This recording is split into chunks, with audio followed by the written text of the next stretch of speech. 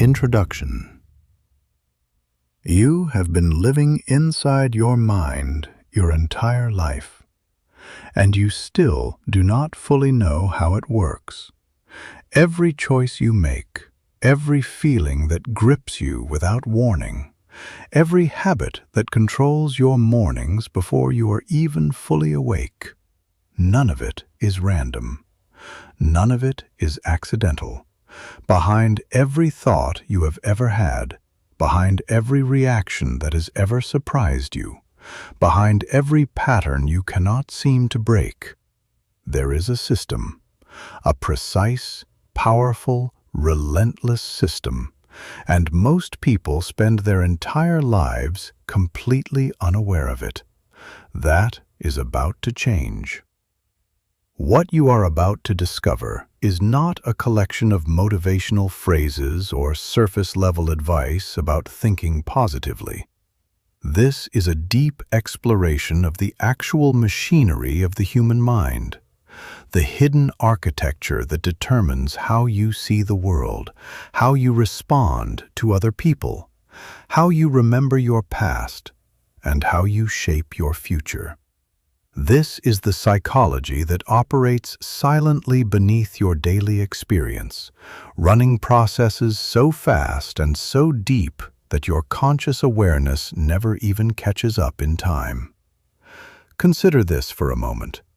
Every single day, your brain processes millions of signals, sounds, images, sensations, emotions, predictions. Nearly all of it without your conscious involvement. By the time you become aware of a thought, your mind has already done an enormous amount of invisible work to construct it. You are not observing reality. You are experiencing a version of reality that your mind has already filtered, interpreted, and assembled specifically for you. That is not a flaw. That is the extraordinary power of human cognition. But it is also the source of every misunderstanding, every repeated mistake, every relationship that broke down, and every goal that quietly slipped away. Because when you do not understand the system runs you. When you do understand it, you begin, for the first time, to run yourself. Every chapter ahead will pull back another layer. You will discover how your perception constructs your reality rather than simply recording it. You will understand why emotions are not obstacles to clear thinking, but essential instruments of intelligence. You will learn how mental shortcuts that save time can also quietly distort judgment. You will explore the science of memory, the architecture of habits, the biology of stress, the psychology of relationships, and the forces that shape every decision you make from the moment you wake up to the moment you fall asleep. And running through all of it is a single transformative truth. Your mind is not fixed. It is not a static machine that reached its final form at some point in your childhood and has been running on the same settings ever since. Your brain is alive. It is constantly reorganizing, rewiring, and rebuilding itself in response to what you think, what you practice, what you believe, and who you choose to become. That means the person reading these words right now is not the finished version of you. You are a work in progress, and that is the most powerful thing you could possibly be. This journey begins now. Chapter 1: The Architecture of the Human Mind. Every remarkable structure begins with a blueprint. Before walls are constructed or spaces are furnished, there is an invisible design that determines how everything will function. The human mind operates in precisely the same way. Every thought you experience, every emotion that moves through you, every memory you access, and every decision you arrive at emerges from an extraordinarily complex mental architecture that functions almost entirely beneath the surface of your awareness. Although we frequently use the words brain and mind as though they refer to the same thing, they are not identical. The brain is the physical organ, a biological structure composed of billions of nerve cells connected through trillions of pathways. It is the living machinery housed inside your skull. The mind, however, is the collection of experiences that arise from the brain's activity. Your thoughts, emotions, imagination, awareness, memories, convictions, and your fundamental sense of self. Think of the brain as the hardware and the mind as the software. One provides the physical structure, while the other generates the lived experience of being you. One of the most striking aspects of the mind is that only a relatively small portion of its activity ever reaches conscious awareness. At any given moment, your brain is handling far more information than you could ever consciously absorb. It regulates your heartbeat, manages your breathing, interprets sounds, identifies faces, anticipates outcomes, and filters an enormous volume of sensory data, all without requesting your conscious participation. Picture yourself moving through a crowded city street. You hear fragments of nearby conversations, the rumble of passing vehicles, the rhythm of footsteps, music drifting out of a storefront, the sensation of wind against your skin. Yet your attention naturally gravitates toward what matters most in that particular moment. Perhaps the voice of a companion walking beside you, or the traffic signal directly ahead. The remaining information does not simply vanish. Instead, your mind quietly sorts through it, determining what warrants your attention and what can safely remain in the background. This continuous filtering process allows you to function without being overwhelmed by the sheer volume of stimulation surrounding you at every moment. Attention, however, is only one component of this remarkable system. Memory contributes an equally vital role. Every experience leaves traces within the brain. Some recollections fade within seconds, while others remain vivid for decades. Taken together, these stored memories create expectations about the future. When you encounter something familiar, your mind instantly compares it against prior experiences, enabling you to respond efficiently rather than analyzing every new situation entirely from scratch. Emotions are interwoven throughout this entire process. They are not interruptions to clear reasoning. They are a fundamental part of how the mind operates. Fear promotes caution when genuine danger is present. Joy reinforces social bonds and motivates us to revisit rewarding experiences. Curiosity fuels exploration and the drive to learn. Even emotions that feel uncomfortable serve meaningful functions. They help us recognize difficulty, adapt to adversity, and protect ourselves from harm. Much of this occurs automatically. You rarely consciously select your first emotional response. It simply arises, shaped by accumulated experiences, present circumstances, and countless unconscious processes. Yet while you may not govern your initial reaction, you can develop the capacity to understand it and deliberately choose how to respond. That capacity is one of the defining characteristics of human intelligence. Another extraordinary quality of the mind is its adaptability. Scientists describe this as neuroplasticity, the brain's capacity to reorganize itself by forming new neural connections throughout a person's life. Every time you acquire a new skill, practice a language, build a habit, or shift the way you approach a problem, your brain is physically transforming. This means your mind is not a finished product. It is continuously evolving, shaped by your experiences, your surroundings, and the choices you make each day. This adaptability explains why growth remains perpetually possible. A person who has long believed they are naturally poor at public speaking, learning new languages, or managing their emotional responses is not permanently trapped in that limitation. Through consistent practice and fresh experiences, the brain develops stronger neural pathways, gradually making previously difficult tasks feel increasingly natural.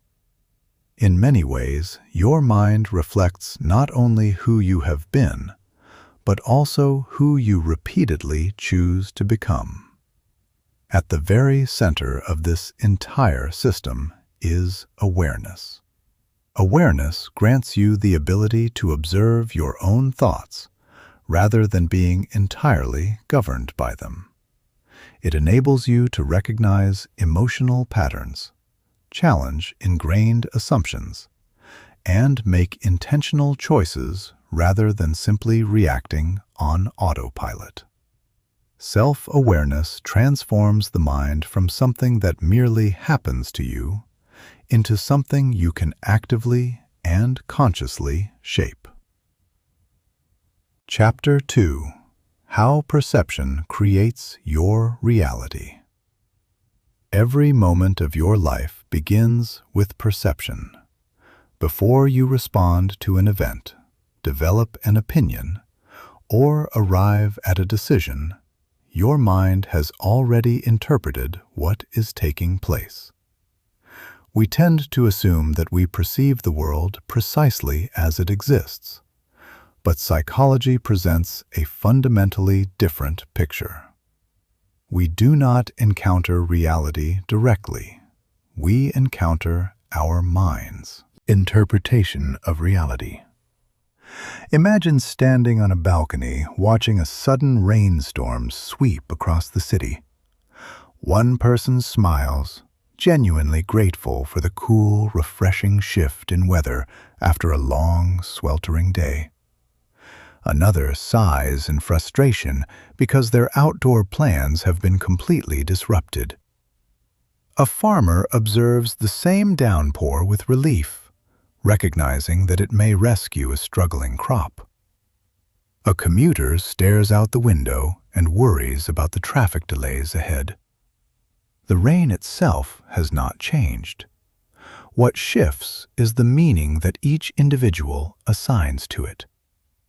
This straightforward example reveals something profound. Perception is not simply about seeing, it is about interpreting. Your brain is constantly receiving an overwhelming stream of information through your senses. Light entering your eyes, sounds arriving at your ears, textures pressing against your skin, scents drifting through the air, and countless additional signals. Processing every single detail simultaneously would be impossible. Instead, the brain functions like a highly efficient filtering system. It selects what appears significant, sets aside what seems irrelevant, fills in missing information, and assembles a coherent picture of the surrounding world. This filtering occurs so rapidly that you rarely notice it happening.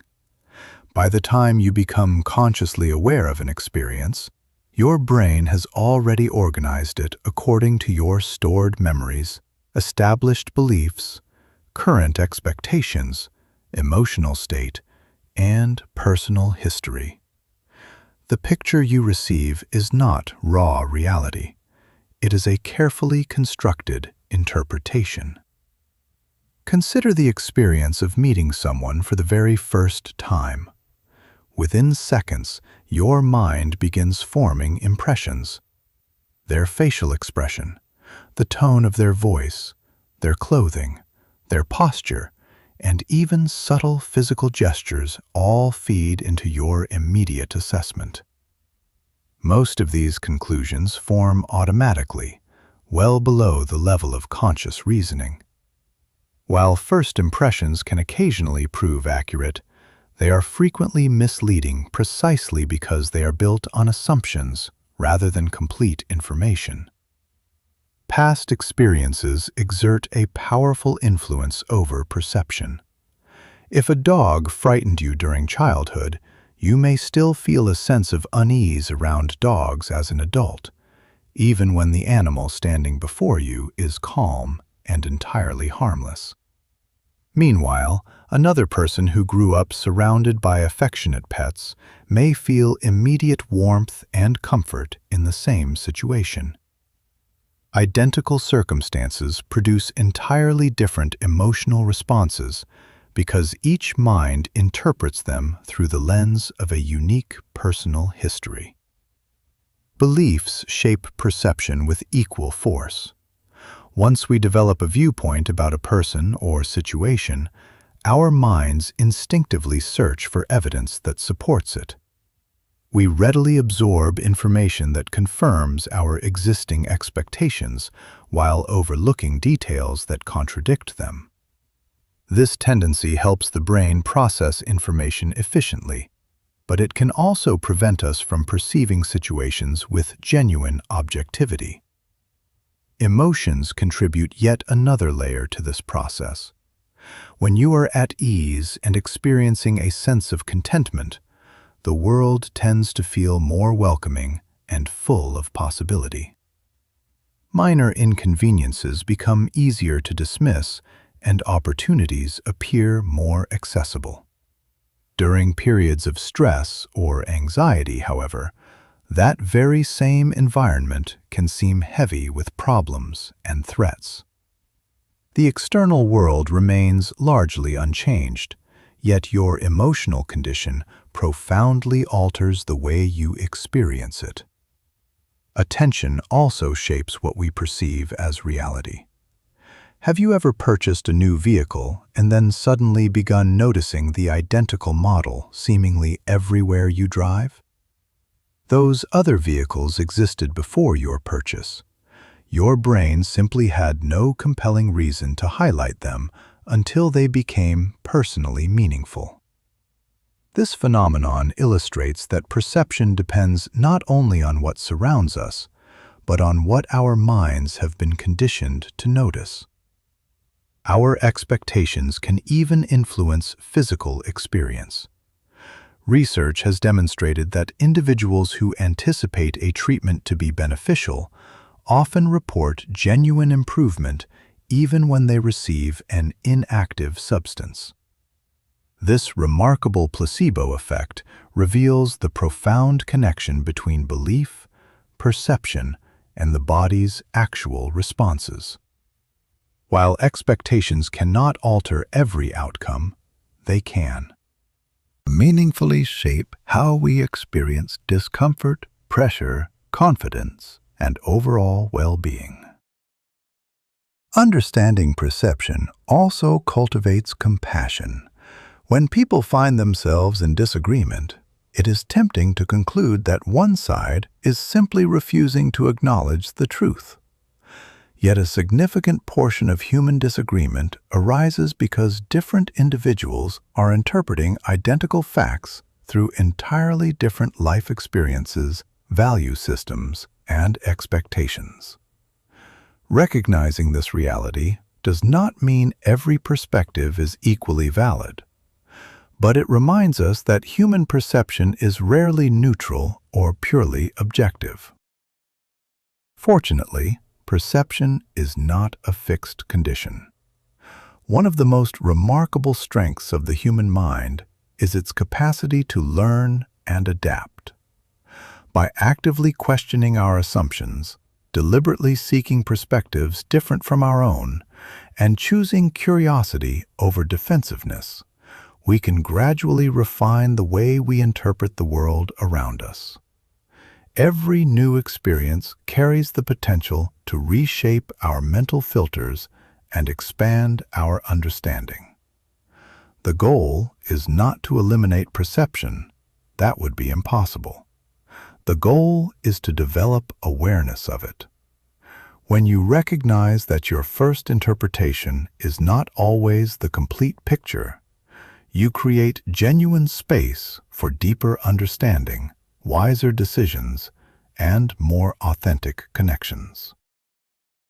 The world you experience is constructed not only by what happens around you, but by what is continuously happening within you. Chapter 3. The Hidden Power of Emotions. Imagine attempting to live an entire life without emotions. No excitement when working toward a meaningful goal. No joy when reuniting with someone you love. No fear when genuine danger approaches. No grief following a significant loss. Life might superficially appear simpler, but it would also be stripped of much of what makes human existence rich, meaningful, and deeply connected. Emotions are not interruptions to rational thinking. They are essential guides that help us navigate a complex and often unpredictable world. For centuries, emotions were broadly characterized as obstacles to logic, forces to be suppressed, controlled, or, ideally, eliminated from serious decision-making. Modern psychology, however, presents a dramatically different understanding. Emotions evolved precisely because they served critical purposes. They enabled our ancestors to survive threatening environments, build cooperative relationships, make rapid decisions under pressure, and adapt to shifting circumstances. Even today, every emotion carries valuable information if we are willing to slow down and understand it. Fear offers one of the clearest examples of this function. Picture yourself walking through a quiet park when a sudden, loud crash erupts behind you. Before you have consciously identified the source of the noise, your heart accelerates, your muscles tighten, and your attention sharpens to a fine point. This automatic physical response prepares your body to react immediately if genuine danger is present. Without fear, our earliest ancestors would have struggled profoundly to survive in an environment filled with constant and very real threats. But the emotional landscape extends far beyond survival. Happiness encourages us to repeat behaviors that genuinely enhance our well-being. Pride motivates us to pursue accomplishments that carry personal meaning. Love deepens family relationships and friendships, making sustained cooperation not just possible, but natural. Curiosity propels us toward exploration, discovery, and the persistent drive to understand. Even emotions that feel deeply uncomfortable frequently serve essential functions. Consider sadness. While no one actively seeks the experience of feeling sad, this emotion naturally encourages reflection, supports healing, and opens pathways for genuine connection. It signals that something of real value has been lost, and often motivates us to reach out to others for support. In a similar way, guilt can motivate us to repair relationships we have damaged. Disappointment helps us recalibrate unrealistic expectations, and approach future challenges with greater preparation and wisdom. The difficulty is not that emotions exist. The challenge arises when emotions grow so intense that they begin directing our behavior without our conscious awareness. Think back to a moment when you spoke harshly during a heated argument and immediately regretted your words. The emotion itself was not the fundamental problem. The problem was that action preceded reflection. This occurs because the emotional centers of the brain respond with extraordinary speed, often before the reasoning portions of the brain have had any opportunity to fully assess the situation. This rapid response can be genuinely life-saving during emergencies. In everyday life, however, it can produce misunderstandings, impulsive choices, and conflicts that might otherwise have been avoided entirely. Imagine receiving a brief, unexpectedly terse message from a close friend.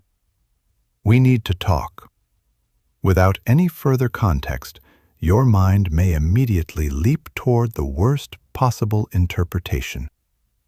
Anxiety builds steadily while you replay every recent interaction, searching for clues. Hours later, you discover that they simply wanted your perspective on an exciting career opportunity they were considering. The situation itself never changed. What shifted was your emotional interpretation of it. This illustrates an important psychological truth. Emotions are shaped not only by what actually happens, but by what we believe is happening. Our interpretations sculpt our emotional experiences, and our emotional experiences, in turn, influence the way we interpret everything that follows. It becomes a self-reinforcing cycle, one that can either serve us well or quietly undermine us, depending on whether we are aware of it. Fortunately, emotions are not permanent states that hold us captive indefinitely. One of the most valuable psychological capacities we can develop is emotional intelligence, the ability to recognize, understand, and manage our own emotional experience while responding skillfully and thoughtfully to the emotions of others. Emotional intelligence begins with awareness. Rather than immediately reacting, we learn to pause and ask ourselves honest, clarifying questions. What am I feeling right now? Why am I feeling this way? Is my reaction based on observable facts, on assumptions, or on echoes from past experiences? These questions create meaningful space between emotion and action, allowing wiser, more considered choices to emerge. Equally important is the practice of emotional regulation. Regulation does not mean suppressing feelings or pretending they do not exist. Emotions that are suppressed have a well-documented tendency to resurface later with even greater intensity. Healthy regulation means acknowledging emotions fully without permitting them to dominate our behavior entirely. Techniques such as deliberate, deep breathing, mindfulness practice, physical exercise, or honest conversation with a trusted person can meaningfully reduce emotional intensity and restore a clearer perspective. Empathy also grows naturally from emotional understanding. When we genuinely recognize that every person around us experiences fear, disappointment, hope, elation, and uncertainty, we become less prone to harsh judgment and more naturally inclined toward compassion. Rather than asking, "Why would they behave that way?" we begin asking, "What might they be experiencing right now?" This fundamental shift in perspective can transform the quality of our relationships, making communication more patient, more respectful, and far more genuine. It is also essential to remember that no emotion endures forever. Joy rises and eventually subsides. Anger dissolves. Anxiety passes. Even the weight of grief gradually shifts and softens over time. Emotions are like weather systems moving through the landscape of the mind. They can arrive with tremendous intensity, but they are rarely permanent features of the terrain. The error many people make is allowing a temporary emotional state to feel like an unchangeable description of their entire reality. Perhaps the most liberating lesson emotions have to offer is that they are signals, not commands. Feeling angry does not obligate you to act aggressively. Feeling afraid does not mean you must retreat. Feeling discouraged does not mean failure is your inevitable destination. Every emotion delivers information, but it is your response, not the emotion itself, that ultimately determines the shape of your life. As you develop greater awareness of your inner emotional world, you gain the genuine ability to respond rather than simply react. You begin to recognize recurring patterns, understand what triggers particular responses in you, and make choices that align with your deepest values rather than the shifting tides of temporary feeling. The hidden power of emotions lies not in their capacity to control us, but in their extraordinary potential to guide us. When we learn to listen to them without being overwhelmed by them, emotions become trusted companions rather than unpredictable forces. They help us understand ourselves more honestly, connect with others more authentically, and make decisions that reflect both wisdom and genuine humanity. Chapter 4.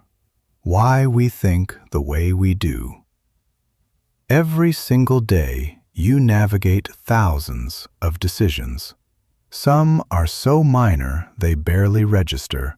Which shirt to wear, which path to take on your morning commute, what to order when you are short on time. Others carry consequences that stretch years into the future. Who to place your trust in, which career to dedicate your energy to, how to respond when someone you care about disappoints you.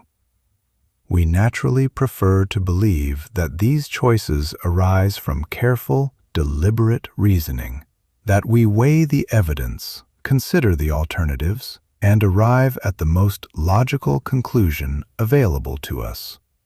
Psychology, however, reveals something far more interesting and considerably more humbling.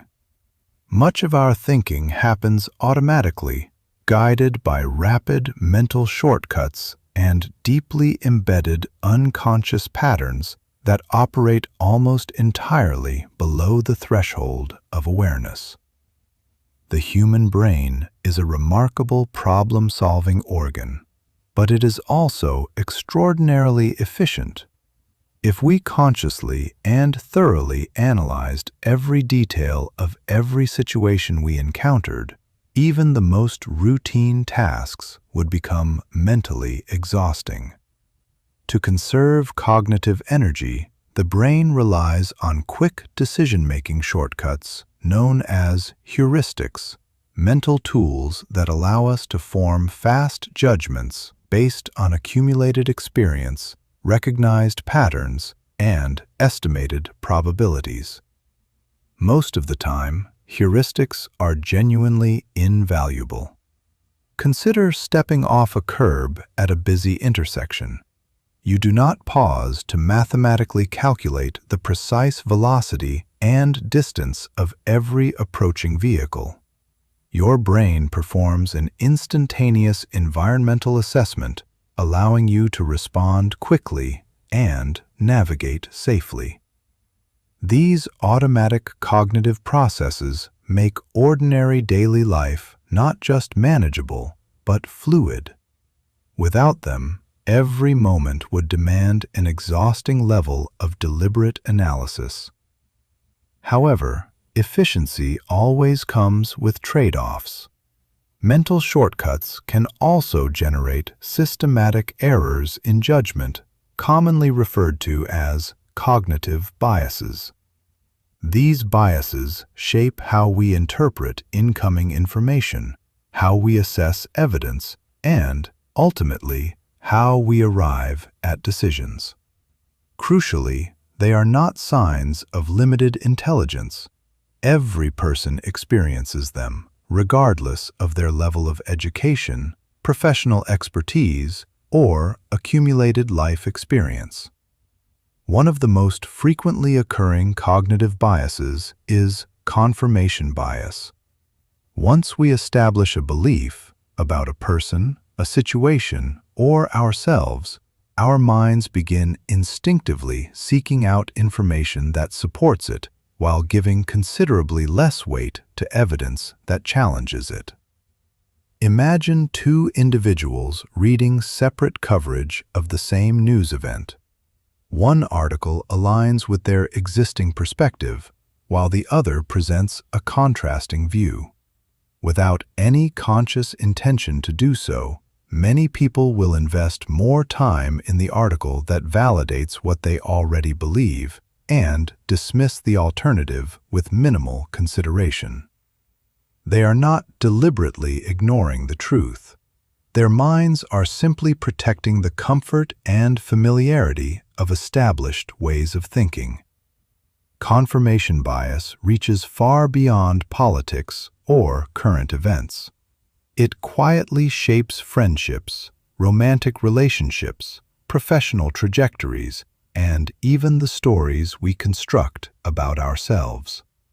Someone who has internalized a belief that they are fundamentally incapable of achieving meaningful success will tend to notice and remember every mistake they make while systematically overlooking genuine accomplishments.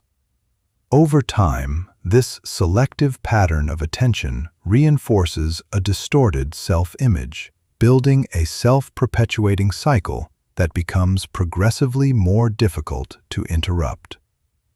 Another powerful pattern in human thinking involves the extraordinary speed of first impressions. We form initial assessments of people within seconds of encountering them. Facial expressions, choice of clothing, posture, vocal tone, and apparent confidence all contribute immediately to these rapid conclusions. While first impressions occasionally prove accurate, they frequently depend on incomplete information filtered through prior assumptions. A reserved individual may be incorrectly interpreted as unfriendly or disinterested. A polished, confident speaker may be assumed to possess far deeper expertise than they actually hold. Our brains favor rapid conclusions because sustained uncertainty demands significantly more cognitive effort. The way information is presented also exerts a powerful influence over how we receive it. Consider being told that a particular medical treatment carries a 90% success rate. Most people respond to this with a sense of optimism.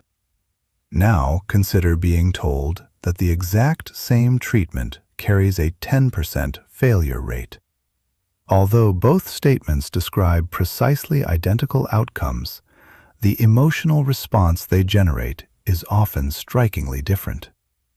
This psychological phenomenon, known as the framing effect, demonstrates that our reactions and choices depend not only on the underlying facts, but on how those facts are packaged and delivered. Emotional state further shapes the quality of our thinking in ways we rarely notice. When we feel calm and genuinely optimistic, we tend to perceive opportunities more readily and approach problems with creative flexibility. Under conditions of significant stress or fear, however, our attention contracts toward perceived threats and potential dangers. This narrowing of focus once helped our ancestors survive genuinely perilous environments. In contemporary life, however, it can cause us to magnify problems out of proportion or brace for negative outcomes that never actually arrive. Memory also influences our thinking more profoundly than most of us appreciate. We commonly assume our memories function as reliable recordings of past events, objective replays of what actually occurred. In reality, memories are reconstructions. Each time we retrieve a memory, our brains rebuild it using fragments of stored information combined with our current emotional state and present beliefs.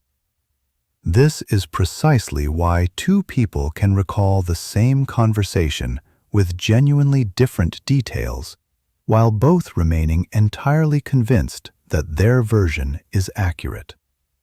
Our deep discomfort with uncertainty represents another significant influence on thought. The human brain strongly prefers definitive answers over ambiguity.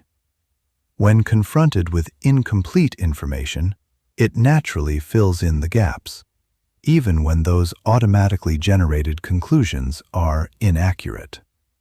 This tendency explains why rumors travel so efficiently and why assumptions so reliably substitute for verified facts. The mind would rather construct an imperfect explanation than remain in a state of unresolved uncertainty. Fortunately, developing awareness of these thinking patterns creates a meaningful advantage.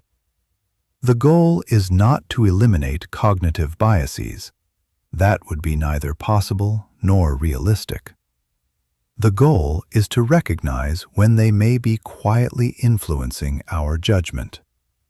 Self-awareness creates the opportunity to slow down, pose more thoughtful questions, and examine our assumptions before we commit to conclusions. Simple but consistent habits can substantially improve the quality of our thinking. Asking what evidence genuinely supports a particular belief, or whether another reasonable explanation might exist, encourages a more balanced and accurate perspective. Actively seeking perspectives from people whose backgrounds and experiences differ from our own naturally broadens our understanding and reduces the distorting influence of confirmation bias. Critical thinking is not about approaching the world with constant suspicion or doubting everything you encounter. It is about sustaining enough intellectual curiosity to question your automatic conclusions before acting on them. The most capable thinkers are not those who never make errors in judgment. They are those who remain genuinely open to revising their thinking when better evidence presents itself. As you become more attuned to your own cognitive patterns, you begin to recognize that your thoughts are not objective mirrors of reality. They are interpretations, constructions shaped by personal experience, emotional state, stored memories, and countless unconscious processes. Recognizing this does not undermine your confidence. It deepens your judgment. The human mind is astonishingly capable, but it is not infallible. By understanding its shortcuts and its biases, you develop the ability to think with greater clarity, make wiser decisions, and approach life with more genuine humility and insight. Chapter 5: Memory, Learning, and Intelligence. If someone asked you to define who you are, your answer would almost certainly draw upon your name, your history, your achievements, your relationships, and the specific moments that have shaped the direction of your life. But consider this carefully. Without memory, none of those things would exist in the form you recognize today. Your memories are not simply a historical archive of your past. They are the very foundation of your identity. They shape how you think, how you feel, how you make decisions, and how you envision your future. Memory is among the most extraordinary capabilities of the human mind. Every conversation you retain, every lesson you have absorbed, every skill you have developed, and every face you recognize depends on an intricate web of processes operating continuously beneath conscious awareness. Yet memory is far more than a passive storage system. It is dynamic, flexible, and in a state of constant evolution. Many people think of memory as a vast library where every experience is carefully cataloged and filed, ready to be retrieved the moment it is needed. In reality, memory functions far more like a skilled storyteller than a video recording device. Rather than capturing every detail with perfect fidelity, the brain selects the information it considers significant, organizes it into meaningful patterns, and actively reconstructs those memories each time we access them. This process begins with attention. Before something can become a memory, your mind must first notice it. Every second, your senses receive a staggering volume of information, but only a small fraction of it reaches conscious awareness. If your attention is occupied elsewhere, important details may never be encoded into memory at all. Think about the common experience of entering a room to retrieve something, your keys, your phone, a book, only to find that by the time you arrive, you have completely forgotten what you came for. This is rarely a failure of memory in the traditional sense. More often, the information was never fully encoded in the first place because your attention was divided or already engaged with something else. Without focused, intentional attention, the brain has little motivation to preserve the experience for later retrieval. Once information successfully captures your attention, it enters short-term memory, your mind's temporary workspace, where information is held briefly while you determine what to do with it.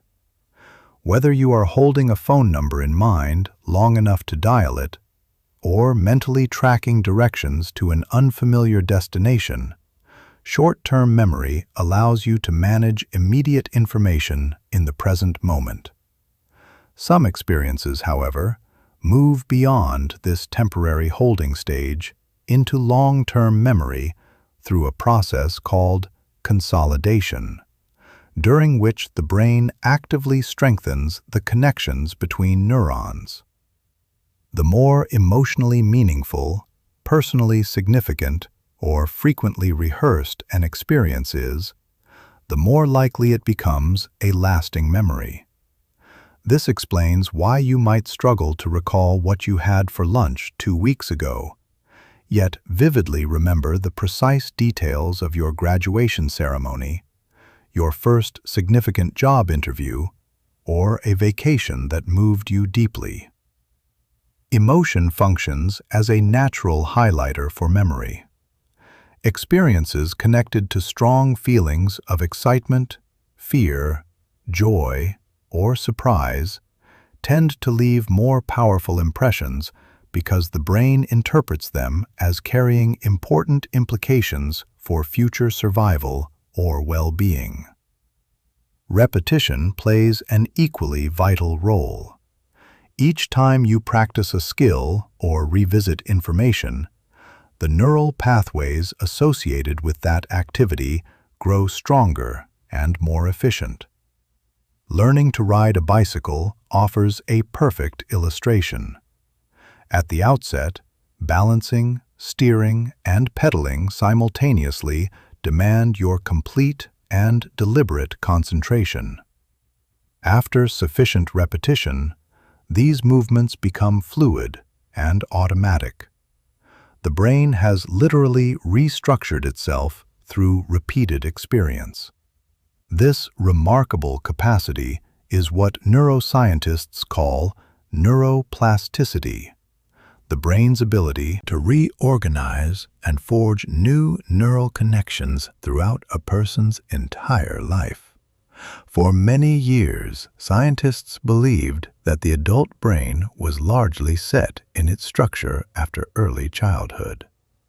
Contemporary research tells a significantly more encouraging story. The brain continues to adapt, expand, and fundamentally change well into old age. Every language you study, every instrument you practice, every book you engage with deeply, and every meaningful challenge you work through strengthens existing neural pathways while simultaneously creating entirely new ones. Learning, in other words, is not merely the act of adding information to your mind. It is the physical transformation of the brain itself. Memory is not perfect, and forgetting, perhaps surprisingly, is not always a flaw. Imagine if you retained a perfectly detailed record of every conversation, every advertisement, every facial expression, every minor incident from every single day of your life.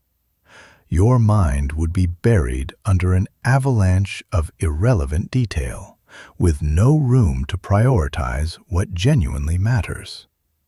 Forgetting allows the brain to remain efficient and functional. It discards unnecessary information while preserving meaningful patterns, essential skills, and significant experiences.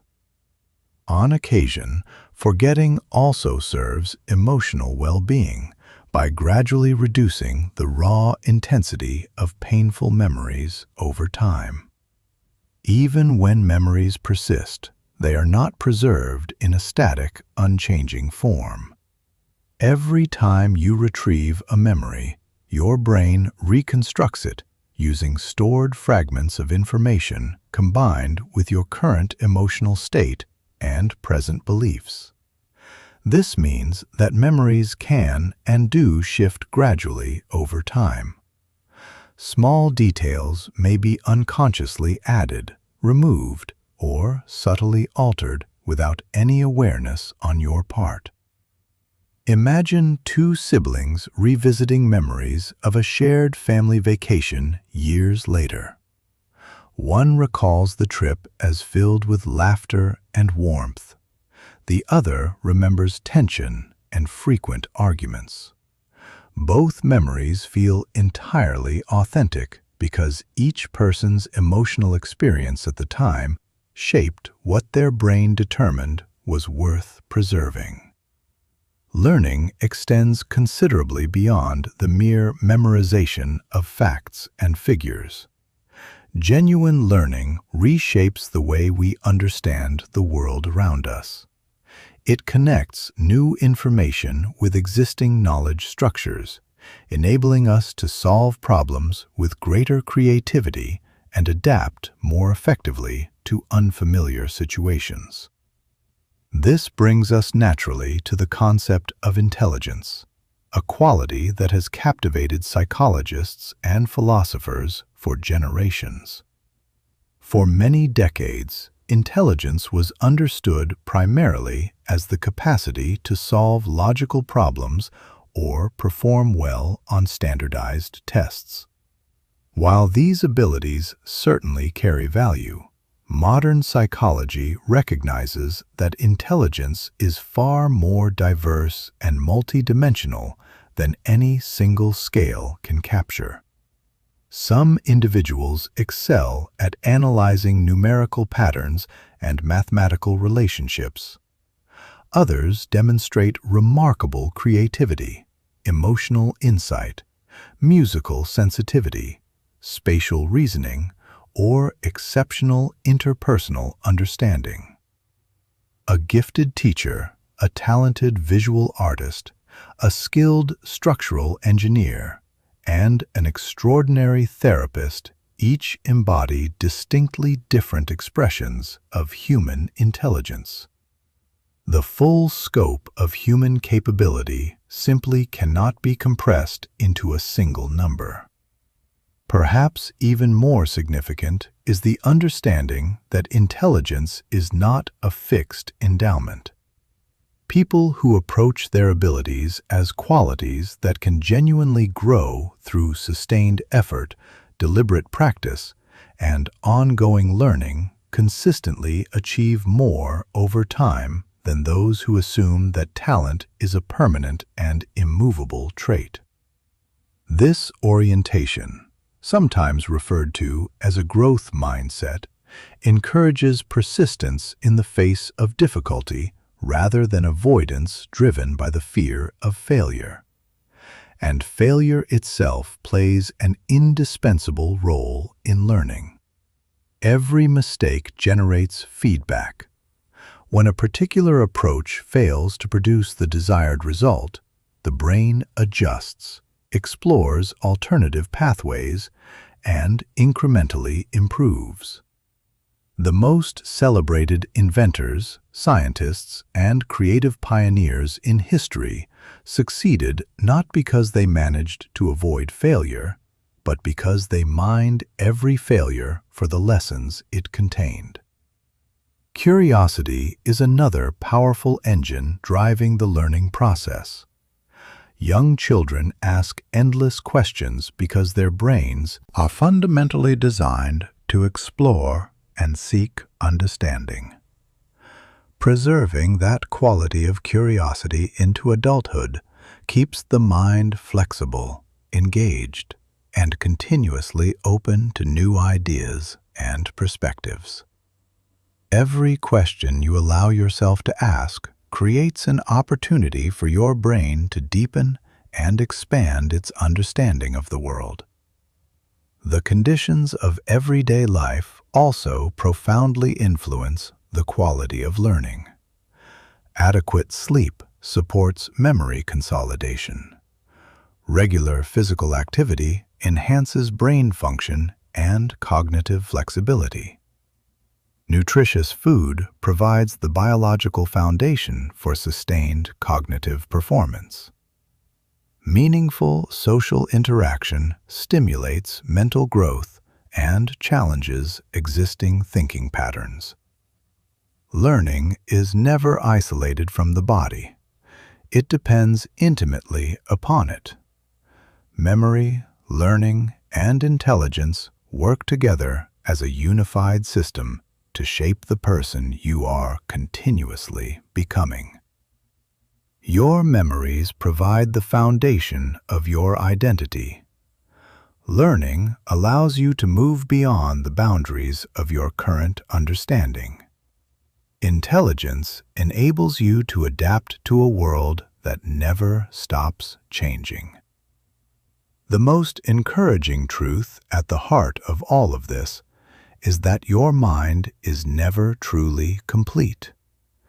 Every conversation, every challenge, every new experience, and every idea you genuinely engage with has the potential to reshape your brain and expand the horizons of what is possible for you. Chapter 6: Motivation, Reward, and Human Drive. Every significant achievement in human history begins with a deceptively simple question: why? Why does one person rise before the sun to train for a marathon, while another repeatedly finds reasons to postpone even a brief walk? Why do certain individuals press forward toward a demanding goal despite facing repeated obstacles and setbacks, while others abandon the pursuit entirely after only a short stretch of difficulty? The answer lies in one of the most fascinating and consequential systems of the human mind: motivation. A common misconception is that motivation is fundamentally a feeling, a spontaneous surge of enthusiasm or inspiration that either appears or does not. People wait for it to arrive before taking action, treating it as a prerequisite rather than a product. But psychology tells a different and far more useful story. Motivation is not a mysterious burst of energy that descends at random. It is a dynamic, living process shaped continuously by our needs, emotional states, core beliefs, rewards, and surrounding environment. More importantly, it is something that can be deliberately cultivated and sustained over time. At the center of the motivational system is the brain's reward circuit. Whenever we engage in behaviors that support survival or genuinely enhance our well-being, the brain responds by reinforcing that behavior through feelings of satisfaction and accomplishment. Consuming a nourishing meal when genuinely hungry, working through a complex problem, receiving sincere appreciation from someone whose opinion matters to us, or reaching a goal we have invested effort in, all of these experiences activate the brain's reward circuitry. These positive internal signals encourage us to repeat the behaviors that produced them. One of the central chemicals involved in this process is dopamine, frequently described as the brain's motivation chemical. Dopamine is often mischaracterized as the chemical of pleasure, but its actual role is considerably more nuanced. It is primarily associated with anticipation and goal-directed behavior. It fuels the energizing sensation of working toward something meaningful, keeping us engaged and oriented toward a desired outcome. Consider the process of planning a long-anticipated trip. The anticipation itself often generates nearly as much genuine excitement as the experience of actually being there. You visualize the destination, make preparations, count down the days. Your brain is already delivering a reward simply for the act of pursuit, which is one reason why progress toward a goal often feels genuinely satisfying long before the final achievement is secured. Not all motivation, however, originates from the same source. Psychologists draw a meaningful distinction between extrinsic and intrinsic motivation. Extrinsic motivation is powered by external incentives or the desire to avoid external consequences. A student works diligently to earn strong grades. An employee performs at a high level, secure a promotion. An athlete competes for recognition or a trophy. External incentives like these can be highly effective, particularly in the short term. Intrinsic motivation, by contrast, arises from within. A musician practices not because they expect applause, but because the act of creating music brings them genuine joy. A writer continues writing because expressing ideas through language feels deeply meaningful. Someone commits to regular exercise because they genuinely value the sense of strength and vitality that it produces. Picture two friends who both decide to make exercise a regular part of their lives. One is primarily motivated by the positive comments and admiration of others.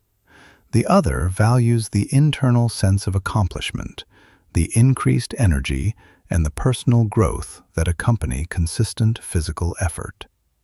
When external validation begins to diminish, as it inevitably does, the first person's motivation often weakens along with it. The second person continues because the reward is embedded in the activity itself. This is why intrinsic motivation tends to generate more durable commitment over time. That does not mean external rewards are insignificant. They frequently provide the initial push required to begin a new habit or persist through the early stages of a difficult challenge. The difficulty emerges when we become entirely dependent on outside recognition as our primary measure of progress. Long-term fulfillment tends to arise when our goals are genuinely aligned with our personal values, rather than simply satisfying the expectations or approval of others. Purpose represents one of the most potent expressions of intrinsic motivation. When people clearly understand why their work genuinely matters, they demonstrate far greater resilience during difficult periods. A physician enduring exhausting shifts in order to provide care that improves lives. A teacher who works tirelessly because they witness the transformative effect they have on young people. A parent who sacrifices personal comfort to provide stability for their family. All draw their strength from a sense of purpose that transcends temporary discomfort or inconvenience. This is also why willpower alone is rarely a sufficient foundation for sustained achievement. Many people believe that success belongs exclusively to those with the strongest self-discipline. While discipline undeniably matters, it functions most effectively when anchored to clear and compelling reasons to continue during the inevitable periods when motivation naturally ebbs. Even the most accomplished and resilient individuals experience stretches of fatigue, doubt, and diminished inspiration. What propels them forward through those periods is not constant enthusiasm. It is unwavering commitment to something they have identified as genuinely meaningful. Visible progress represents another powerful motivational force. The human mind responds positively to evidence of genuine improvement, even when individual steps are small. Completing a task, developing a new competency, or noticing incremental advancement creates a sense of momentum that builds on itself. Each small success reinforces confidence and provides energy for continued effort. This is precisely why breaking large, ambitious goals into a series of smaller, concrete milestones is such an effective strategy. A person who wants to write a book might feel paralyzed by the thought of producing hundreds of pages. Writing a single page each day feels entirely manageable. Small victories create the positive reinforcement that keeps long-term motivation alive and directional. Our surrounding environment exerts a significant influence on motivation as well. The people we spend consistent time with, the habits we have established, and the physical and social contexts we inhabit all shape our willingness to take sustained action. A genuinely supportive community encourages persistence through difficulty, while environments saturated with constant negativity can quietly erode enthusiasm and undermine commitment. Sometimes redesigning the environment we operate in is significantly more effective than trying to generate greater willpower in isolation. Mindset shapes the motivational landscape in equally important ways.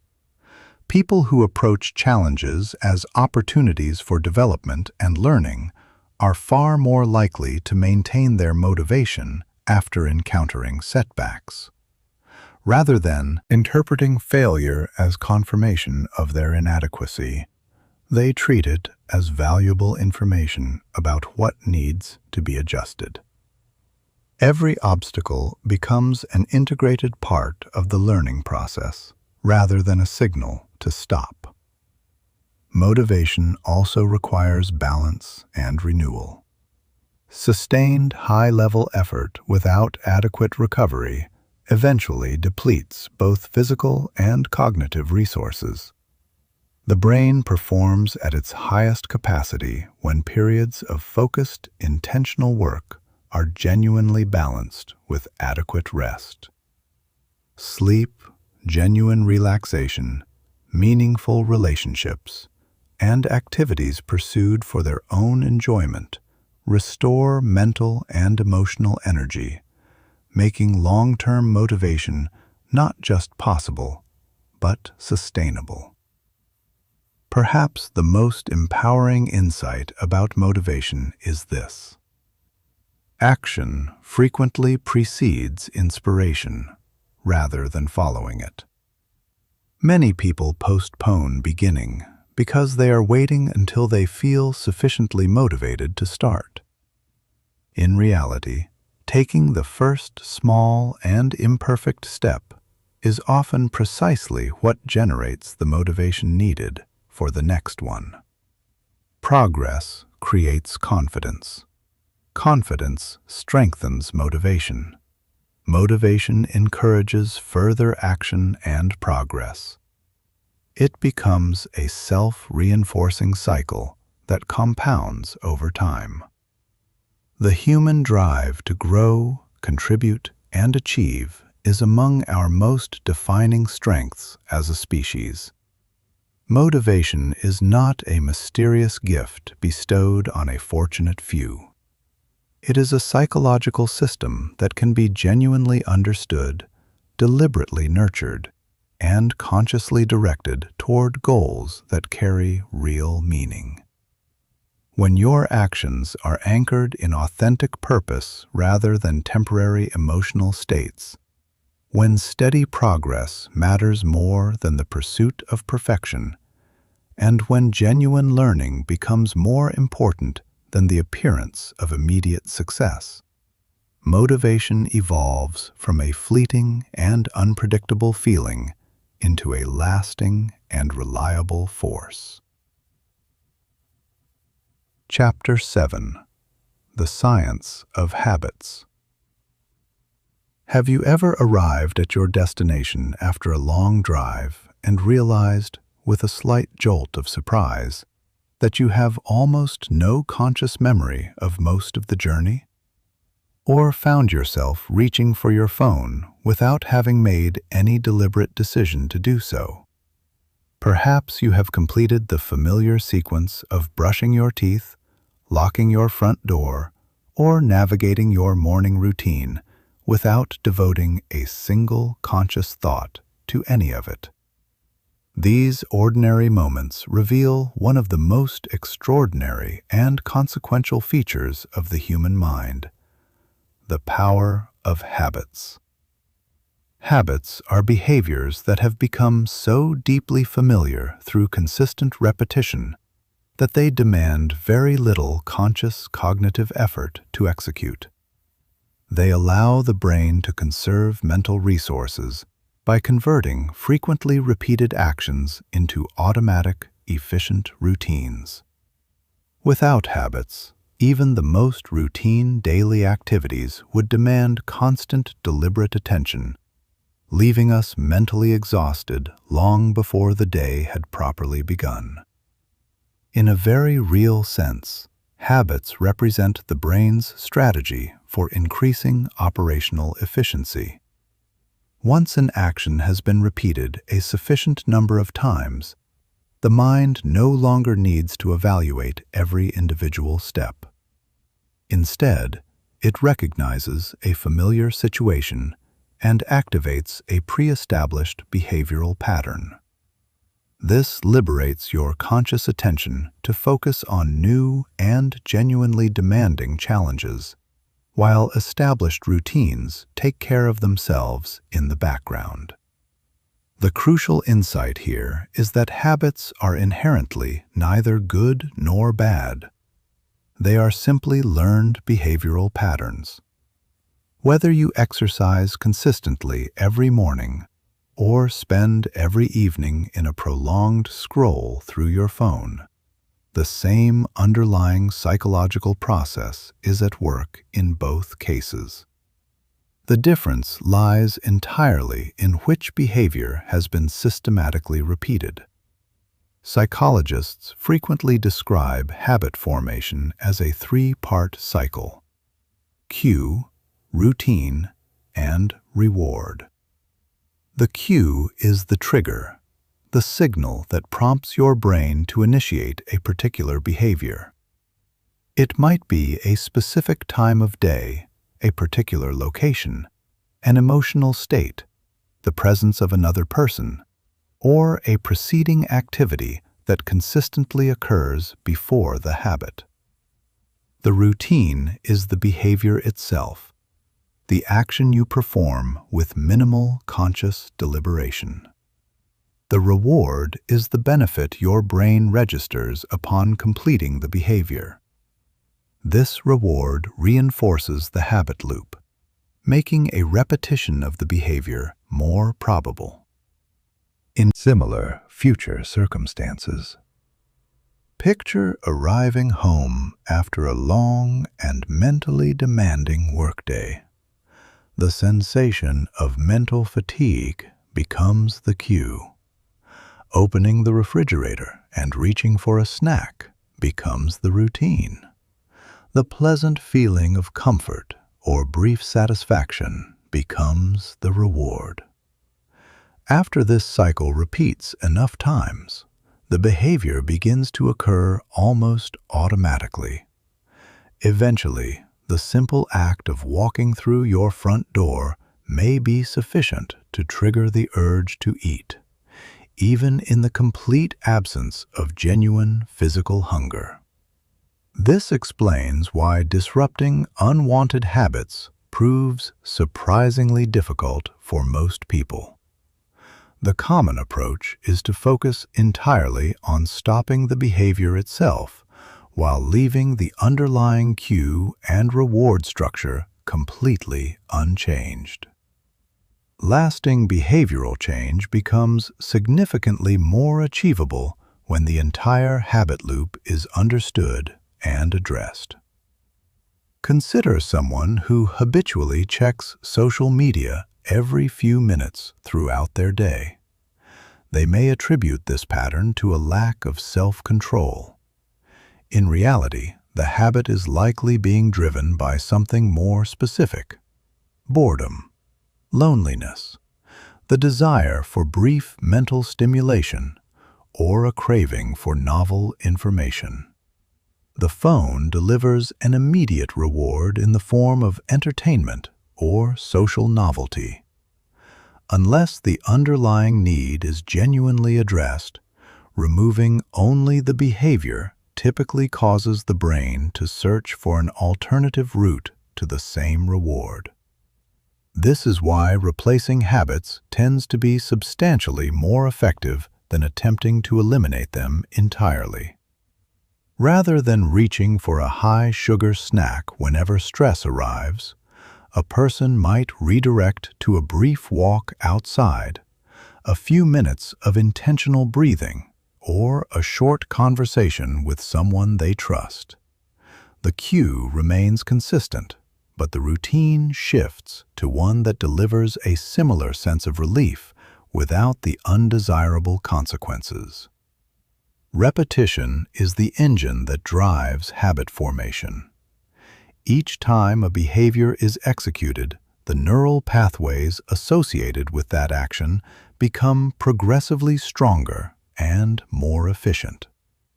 The brain gradually learns that this behavioral response is reliable, making it increasingly automatic with each repetition. Consider the experience of learning to play a musical instrument for the first time. Every movement, reading notation, positioning fingers correctly, maintaining rhythm, demands intense and deliberate concentration. Months of consistent practice later, many of those same actions occur with remarkable ease. The brain has transformed deliberate practice into automatic skill through the power of sustained repetition. Small habits, maintained with consistency, frequently produce results that seem disproportionately large relative to the effort each individual repetition requires. Reading 10 pages each day may feel entirely inconsequential. Accumulated over a year, it represents thousands of pages and dozens of completed books. Setting aside a modest sum of money each week may feel negligible. Over time, it compounds into meaningful financial security. By the same principle, neglecting small responsibilities consistently creates problems that grow in significance over time. Our futures are shaped less by dramatic, singular moments than by the ordinary choices we execute repeatedly every day. Environment plays a powerful and frequently underestimated role in the habit formation process. The brain responds continuously to the cues embedded in its surroundings. When nutritious food is conveniently accessible, healthier eating becomes the path of least resistance. When a book rests visibly on your nightstand, reading before sleep becomes a naturally available option. Conversely, when sources of distraction are consistently within easy reach, maintaining focus becomes a persistent uphill effort. Successful habit change often begins not with heroic acts of willpower, but with thoughtful environmental redesign, making desired behaviors easier to initiate and undesired behaviors less immediately accessible. Patience is equally essential to the process. Many people abandon newly established habits because they expect transformation to appear quickly and visibly. In reality, meaningful change typically develops slowly beneath the surface, long before it becomes apparent in results. Every repetition strengthens the developing habit, even during stretches when progress feels entirely invisible. A tree grows quietly underground, expanding its root system for months before its growth becomes visible in its branches. Positive habits often develop in precisely the same way. There will inevitably be setbacks. Missing a workout, skipping a planned study session, or lapsing in a healthy routine for a day or two does not erase the cumulative progress you have built. The genuine danger lies not in occasional slips, but in allowing a temporary deviation to become the beginning of a permanent pattern. The most resilient people are not those who never falter. They are those who return to their established habits before a brief interruption solidifies into a lasting habit of quitting. Perhaps the most profound lesson embedded in the science of habits is that repeated actions quietly shape our sense of identity. Every behavior we consistently repeat sends an implicit message to the mind about the kind of person we understand ourselves to be. Someone who reads regularly begins to perceive themselves as a curious and committed learner. Someone who exercises consistently begins to identify as a person who values and prioritizes their physical health. Over time, habits become more than mere behaviors. They become integrated into our self-image and our understanding of who we are. The life you will inhabit tomorrow is being quietly constructed by the habits you practice today. Every small, seemingly ordinary choice, repeated often enough and with enough consistency, becomes a powerful directional force shaping your future. By genuinely understanding the habit loop, deliberately designing environments that support your intentions, and maintaining patient commitment to the process, you develop the genuine ability to consciously shape your behaviors rather than allowing automatic routines to silently shape you. Chapter 8. Stress, Anxiety, and the Survival Brain. Picture yourself walking alone on a quiet residential street late in the evening. Without warning, a loud and sudden crash erupts somewhere behind you. Before you have even turned around to identify the source, your heart is already accelerating. Your breathing sharpens and quickens. Your muscles contract involuntarily. Your senses become acutely attuned to your surroundings. In a fraction of a second, your entire body has shifted into a state of high physiological alert. Moments later, you discover that the noise was simply a stray cat knocking over a metal trash bin. The perceived threat evaporates. Your heartbeat gradually returns to its resting rhythm. Your body begins to release the tension it had involuntarily gathered. This entire sequence unfolded before your conscious mind had any opportunity to analyze the situation. It is the work of your survival brain, a remarkable protective system that has been safeguarding human beings for hundreds of thousands of years. Long before cities and technology and modern medical care existed, our earliest ancestors inhabited environments saturated with genuine physical dangers.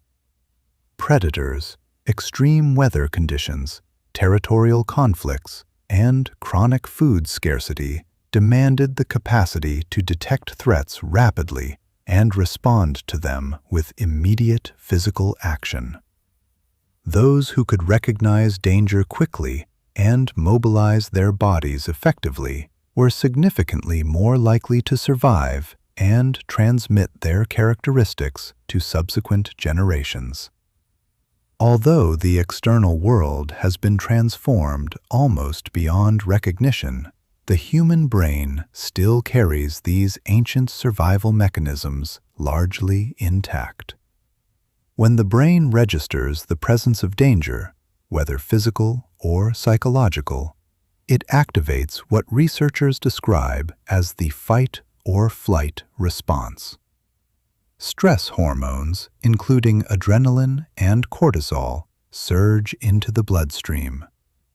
The heart pumps faster and harder to deliver oxygenated blood to the muscles. Breathing accelerates to increase oxygen availability. Blood flow is redirected away from systems deemed less urgently critical, such as digestion, and toward the muscle groups most essential for immediate physical action.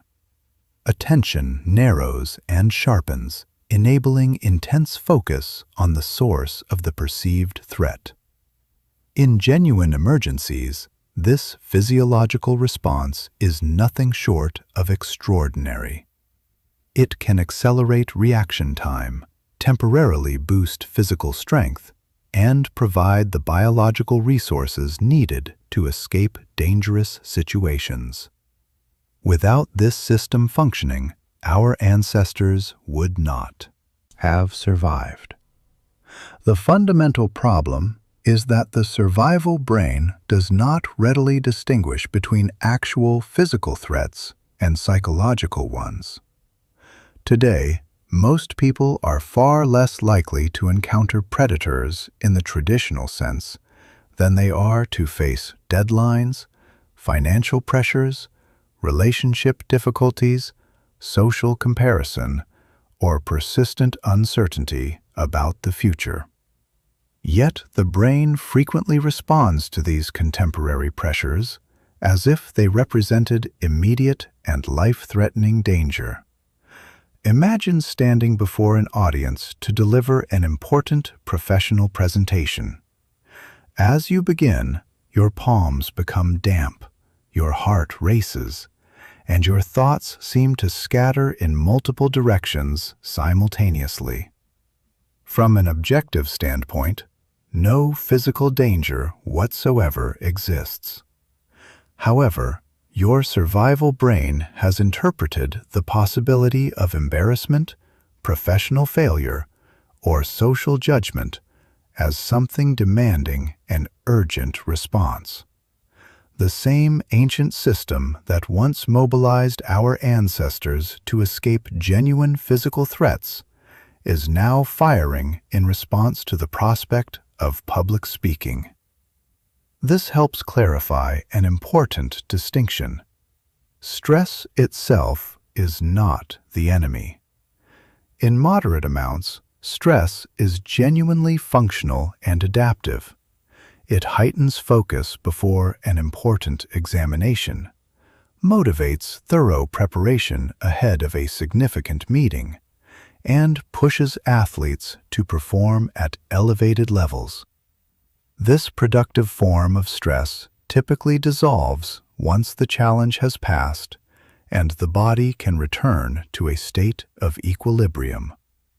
Serious difficulties arise when stress becomes chronic and unrelenting. Unlike our ancestors, who typically experienced intense but brief episodes of physical danger, followed by extended periods of genuine recovery, many people today navigate continuous psychological pressure. Professional communications arrive at all hours. Financial worries extend across months or years. News platforms compete relentlessly for attention. Social media creates a constant stream of comparisons and stimulation. The survival system remains engaged far longer than it was designed to sustain. Chronic stress carries significant consequences for both physical and mental health. Physically, it can contribute to persistent fatigue, tension headaches, disrupted digestion, compromised immune function, and chronically poor sleep quality.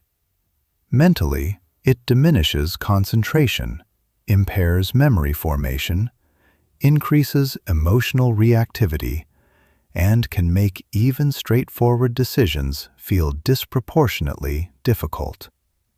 Sustained activation of the stress response gradually depletes both emotional reserves and physical vitality. Closely related to stress, though distinct from it, is anxiety. Stress is typically a response to a present and identifiable challenge. Anxiety, by contrast, tends to orient itself toward what might occur in the future. Imagine waiting for the results of a medical test. Before a single piece of information has been delivered, your mind has already begun generating possible scenarios, each one feeding the next. What if the results reveal something serious? What if everything changes? The body responds to vividly imagined possibilities almost as intensely as it responds to confirmed realities. This is a significant reason why anxiety can feel so overwhelming. The brain struggles to maintain a clear distinction between actual danger and powerfully imagined danger. Our minds are remarkably skilled at projecting and anticipating future outcomes. But this ability carries an inherent downside. We tend to overestimate the probability and severity of potential threats, while simultaneously underestimating our actual capacity to cope with them if they materialize. A small, manageable uncertainty can rapidly expand into an elaborate chain of catastrophic mental projections, each one lending apparent credibility to the next. Fortunately, awareness is one of the most effective interruptions to this cycle.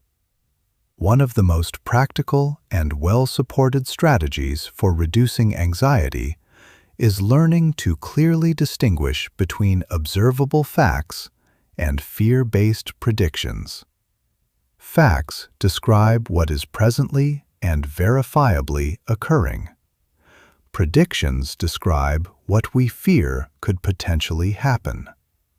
The survival brain treats both categories as equally real and equally urgent. But the reasoning mind can be trained to separate them. Controlled breathing offers another surprisingly potent intervention. During states of heightened anxiety, breathing naturally becomes rapid and shallow, reinforcing the physiological stress response. By intentionally slowing the breath and engaging in deep, deliberate inhalations and exhalations, we communicate directly to the nervous system that the immediate threat has passed, activating the body's natural relaxation response. Physical movement also contributes meaningfully to stress recovery. Physical exertion was once the biological conclusion to the fight or flight response. After escaping genuine danger, our ancestors physically discharged the energy that stress hormones had mobilized. Many contemporary stressors, however, involve sitting at a desk or lying awake worrying, leaving that physiological energy with no natural outlet. Regular walking, stretching, and sustained physical activity help restore balance to both body and mind. Sleep is similarly essential. During healthy, restorative sleep, the brain processes emotionally charged experiences, consolidates memories, and replenishes critical biological systems. Chronic sleep deprivation, however, renders the survival brain more reactive and sensitive, amplifying emotional responses and significantly reducing the capacity to think clearly and maintain perspective under pressure. Protecting the quality and consistency of sleep is among the simplest and most impactful investments available for improving emotional resilience. Meaningful social connection functions as a powerful natural buffer against the effects of stress.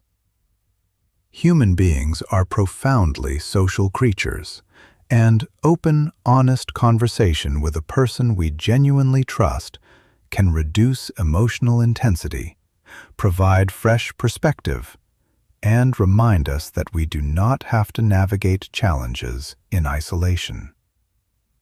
Supportive relationships provide a calming effect on the nervous system that solitude cannot reliably replicate.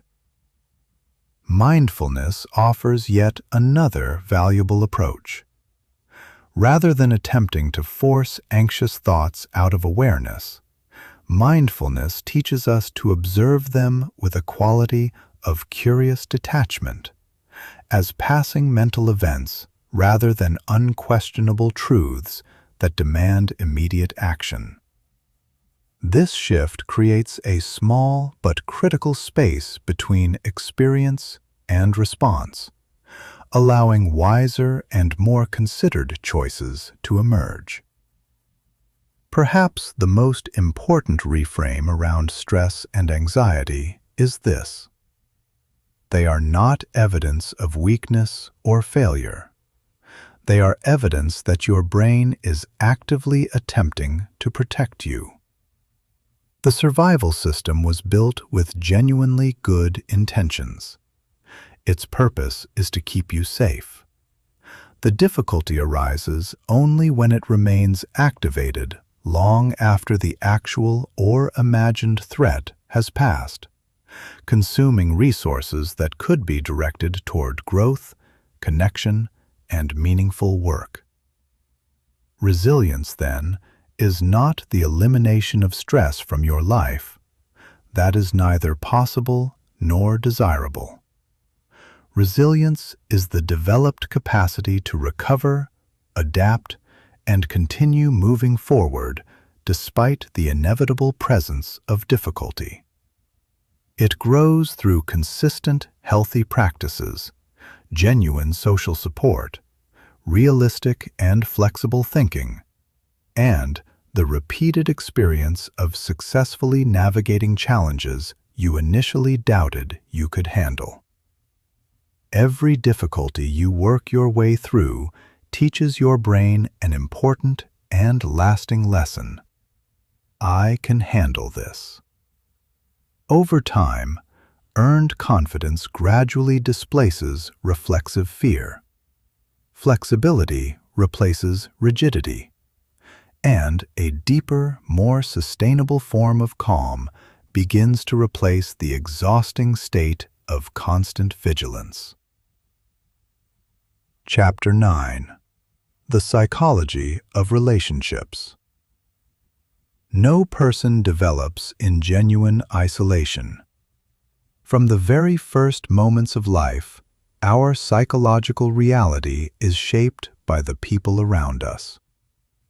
Our earliest relationships teach us foundational lessons about safety, trust, and the possibility of being genuinely cared for. Friendships mold our beliefs and quietly shape our behaviors. Family relationships establish the values we carry into adulthood. Romantic partnerships profoundly affect our emotional landscape. Even brief, seemingly insignificant encounters with strangers can shift our mood or expand our perspective in ways we may not consciously register. Human beings are social by their deepest nature, and our relationships are among the most influential forces acting on the mind throughout our entire lives.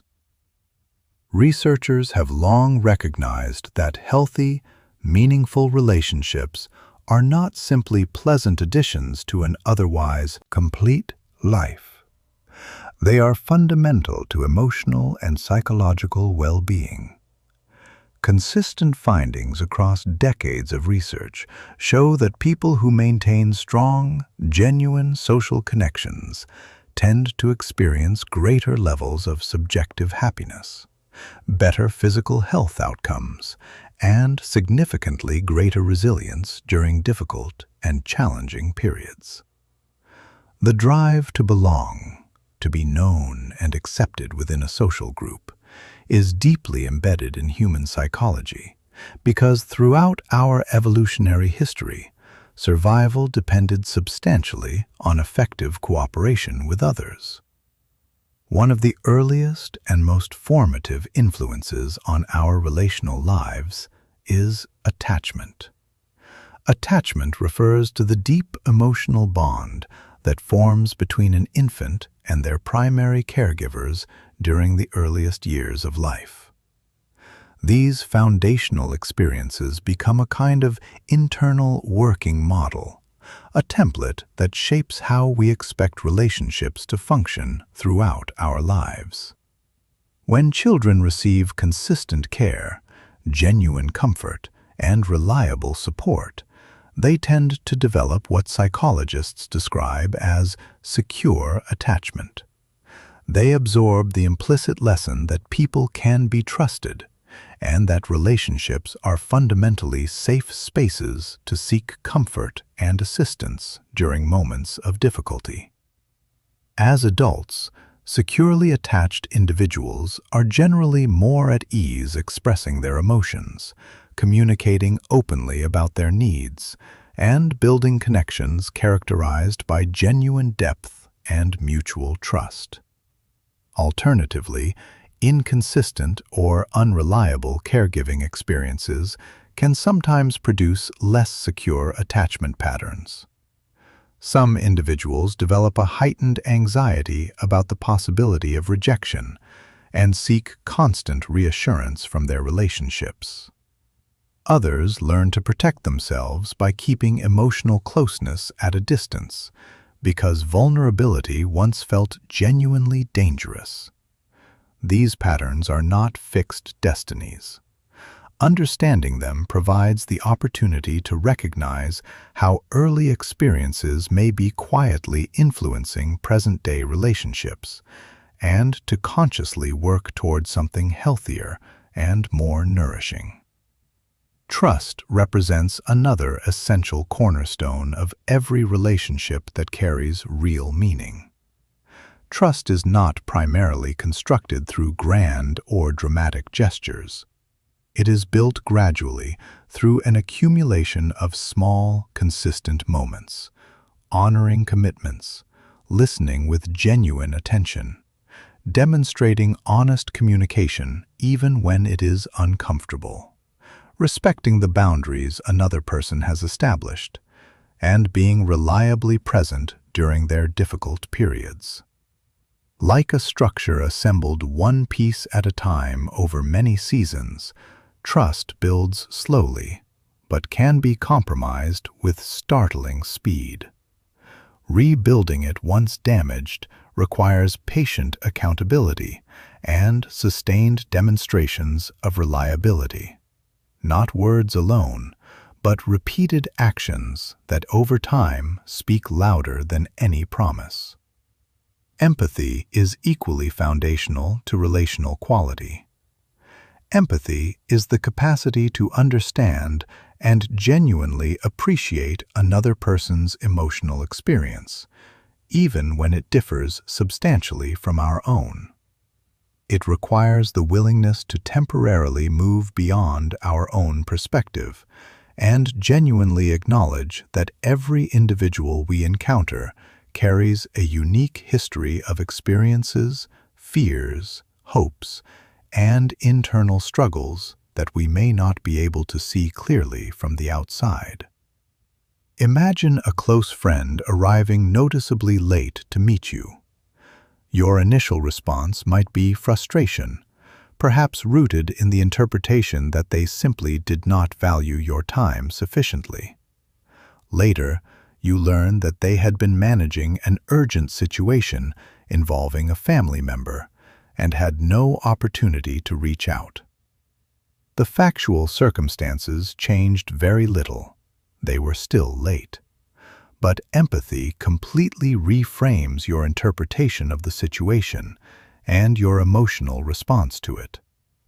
This capacity to consider the internal reality of another person before drawing conclusions reduces unnecessary conflict and deepens the quality of emotional connection in ways that little else can replicate. Communication is the channel through which relationships grow, deepen, or erode. Yet effective communication encompasses far more than the specific words we choose to speak. Facial expressions, body language and posture, tone and pace of voice, eye contact, and even the communicative weight of silence all carry meaning that words alone frequently cannot. Interestingly, a significant proportion of relationship difficulties arise not primarily from fundamental incompatibility, but from persistent misunderstanding. We often assume that the people close to us already know what we are thinking and feeling without our needing to articulate it. Simultaneously, we tend to interpret the behavior of others through the lens of our own assumptions rather than asking thoughtful, clarifying questions. Active listening is among the most genuinely valuable communication skills any person can develop. Rather than mentally composing our next response while another person is still speaking, active listening directs full and genuine attention toward understanding what is actually being communicated, including what might not be expressed in words alone. It involves real curiosity, meaningful follow-up questions, and creating the consistent experience for the other person of genuinely being heard and understood. People are considerably more willing to engage honestly, collaborate openly, and work through disagreements productively when they feel that their perspective is being genuinely received. Conflict is a natural and inevitable feature of every relationship of any real depth. No two people share identical personalities, value hierarchies, life experiences, or expectations. Disagreements will occur, not as evidence that something is fundamentally wrong, but as a natural consequence of two distinct minds engaging honestly with each other. What carries the most significance is not whether conflict arises, but how it is navigated when it does. Relationships that endure and deepen over time tend to approach conflict as a shared problem to be understood and resolved, rather than a battle in which one party must emerge victorious. The shift from "how do I win this argument" to "how do we understand this situation better together" changes the entire nature of conflict, from a destructive contest into an opportunity for mutual growth and greater understanding. Forgiveness is another important and often misunderstood psychological process within relationships. Forgiveness does not mean minimizing genuinely harmful experiences, pretending they never occurred, or relinquishing appropriate boundaries. It means making the conscious choice to release the ongoing emotional burden of carrying resentment indefinitely. Sustained anger and bitterness frequently cause more harm to the person holding them than to the person who originally caused the hurt. Forgiveness creates the conditions for genuine emotional healing while still allowing for thoughtful, informed decisions about the nature and boundaries of future relationships. Relationships also exert a profound influence on our developing sense of self. The people with whom we spend consistent time quietly shape our attitudes, daily habits, personal ambitions, and emotional patterns. Relationships characterized by genuine encouragement and belief in our potential tend to foster growth, confidence, and resilience. Relationships saturated with persistent negativity or emotional manipulation, by contrast, can gradually undermine our self-perception and elevate our baseline stress levels in ways that are difficult to detect from within. This is why the conscious, intentional choice of who we allow into our inner circle is one of the most consequential decisions any person ever makes. Emotions, perspectives, and behavioral patterns are surprisingly transmissible. Spending regular time with people who embody optimism, emotional health, and a genuine commitment to growth tends to cultivate those same qualities in ourselves over time. Every relationship, however, ultimately begins with the relationship we maintain with ourselves. Self-awareness gives us the capacity to honestly recognize our own emotional patterns, communication tendencies, genuine strengths, and areas where we have room to grow.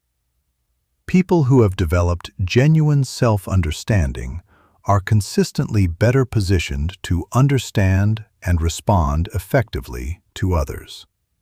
Healthy, enduring relationships are not built on the impossible foundation of perfection. They are built on honesty, genuine respect, the sustained practice of empathy, and a shared willingness to grow, together and individually, over time. Chapter 10. Why We Decide: The Psychology of Choice and Influence. From the moment your eyes open in the morning until the moment they close at night, your life is being shaped and directed by a continuous stream of decisions. Some are so habitual and minor, they barely register in conscious awareness. What to wear, what to eat, which familiar route to travel on your way to work.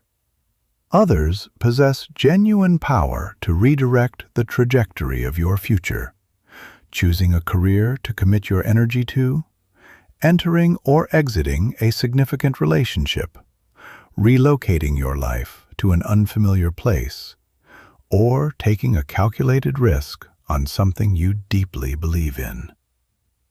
We find comfort in the idea that these choices are the product of careful, deliberate, logical reasoning, that we conscientiously weigh every relevant advantage and disadvantage before arriving at the most rational conclusion available. Psychology, however, offers a considerably more complex and revealing picture. Our decisions are shaped by far more than reason operating in isolation. Every choice begins as a convergence of information, emotional state, stored memory, and current expectation. Rather than functioning as a perfectly rational analytical engine, the human mind navigates countless simultaneous psychological factors, the vast majority of which remain entirely outside conscious awareness. Consider walking into a restaurant and opening the menu for the first time. Positioned prominently at the top is a premium offering priced at $100. Most people register this as expensive before reading further. As they continue down the menu, a similar item priced at $40 suddenly feels considerably more reasonable, even if it would have seemed costly in a different context. The menu has quietly reshaped perception through what psychologists call the anchoring effect. The first price encountered establishes a mental reference point, making every subsequent price appear more affordable by comparison. The restaurant has not altered the objective value of any item on the menu. It has altered the framework through which the mind evaluates value itself. This example illustrates a truth that extends far beyond restaurant menus. Context frequently matters as much as, or more than, the underlying facts themselves. Another powerful force shaping our decisions is emotional state.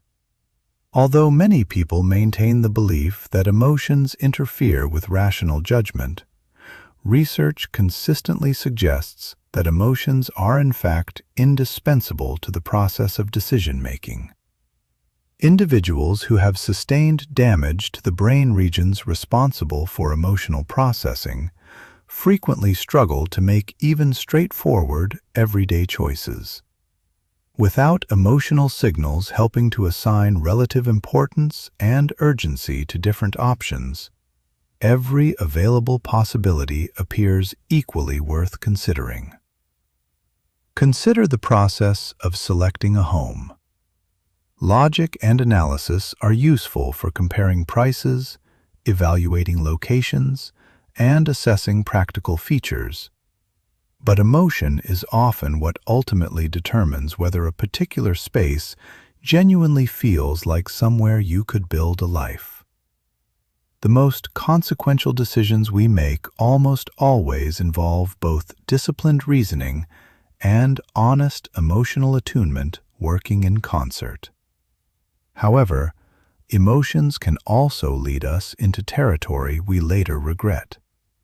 Fear may cause us to withdraw from genuinely valuable opportunities that carry an element of uncertainty. Excitement may propel us toward impulsive commitments we have not fully considered.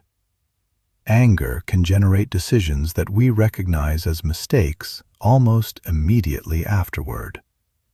This is why decisions made in the midst of intense emotional arousal consistently benefit from the deliberate introduction of time and measured reflection before any irreversible action is taken. Social influence represents another force that shapes our decisions with remarkable regularity, often without our conscious awareness. Human beings are naturally inclined to observe the behavior of those around them when navigating uncertain choices. This tendency once served a critical survival function. Following the collective judgment of the group frequently increased the probability of positive outcomes. Today, the identical instinct influences everything from consumer purchasing patterns to political opinions to investment behavior. Imagine walking past two restaurants positioned on the same city block. One is nearly empty. The other has a line of waiting customers extending outside the door. Without knowing anything specific about the food, quality, or the service, many people instinctively conclude that the crowded establishment must offer something worth the wait. This psychological tendency, known as social proof, reflects our deep-seated inclination to use the observable behavior of others as a meaningful signal about what is likely to be correct or desirable. While social proof can be genuinely useful as a decision-making shortcut, it also explains why inaccurate information, unfounded rumors, and genuinely harmful trends can spread with such alarming speed. When sufficient numbers of people visibly believe or do something, others tend to follow without independently evaluating the evidence. Authority represents a similarly powerful influence. From early childhood, we develop the cognitive habit of extending trust to teachers, parents, physicians, and recognized experts. In the vast majority of situations, this trust is appropriate and functionally valuable. Genuine expertise genuinely deserves respect. However, the psychological pull of authority can also lead people to accept information uncritically without asking the clarifying questions that would help them fully understand it. Critical thinking does not require the rejection of expertise. It requires the consistent habit of understanding the evidence and reasoning that underlies important claims, while remaining genuinely open to learning from those with deep and authentic knowledge. Scarcity also exerts a powerful and often underestimated influence over decision-making. People naturally assign higher value to things they perceive as limited in availability. A product advertised as having only 3 units remaining feels inherently more desirable than the identical product available in unlimited supply. Time-limited promotions, exclusive memberships, and countdown timers all activate the brain's deeply ingrained concern about missing a potentially irreplaceable opportunity. This psychological response has ancient evolutionary roots. Throughout human history, Genuinely scarce resources such as food, suitable shelter, and rare opportunities directly influenced survival outcomes. The brain developed a strong attentional bias toward limited resources. Contemporary marketing frequently and deliberately leverages this deeply embedded psychological tendency. Decision fatigue is another influence that many people never consciously identify, yet experience regularly. Every choice made throughout a day consumes a degree of cognitive energy. As the day progresses and that energy diminishes, subsequent decisions become more demanding and less reliable. This is a primary reason why people often make nutritionally poor food choices, spend impulsively, or repeatedly postpone genuinely important decisions during the latter half of days that have involved extensive decision-making. Many highly effective individuals actively reduce decision fatigue by systematically simplifying routine choices, establishing consistent morning routines, planning meals well in advance, and organizing recurring commitments into predictable patterns. By protecting cognitive resources for the decisions that genuinely matter most, they improve both the efficiency and the quality of their most consequential choices. One of the most valuable habits available in the domain of decision-making is the cultivated ability to pause. The brain's default orientation is toward rapid resolution because uncertainty is inherently uncomfortable. Yet some of the best decisions that a person makes emerge precisely from allowing adequate time for genuine reflection to occur. When facing a genuinely significant choice, posing a small number of thoughtful questions can substantially improve the quality of the outcome. What evidence actually supports this particular course of action? Am I responding primarily from an emotional reaction or from genuine deliberate reasoning? Am I making this choice based on my actual values or primarily in response to external pressure?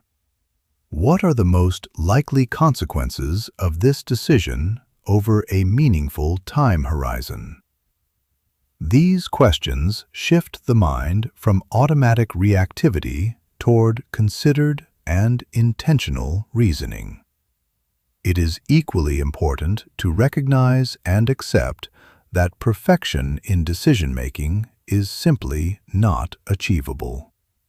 Many people delay committing to a course of action because they fear the possibility of making a wrong choice. The often overlooked truth is that sustained indecision itself a form of decision, and frequently one of the least effective ones available. Life rarely provides the degree of certainty we would ideally prefer. Skilled decision-makers develop the capacity to gather sufficient information, honestly assess the relevant risks, and then act with appropriate confidence while remaining genuinely open to adjusting their approach when circumstances evolve. Every decision we make also shapes the landscape of decisions that follow it.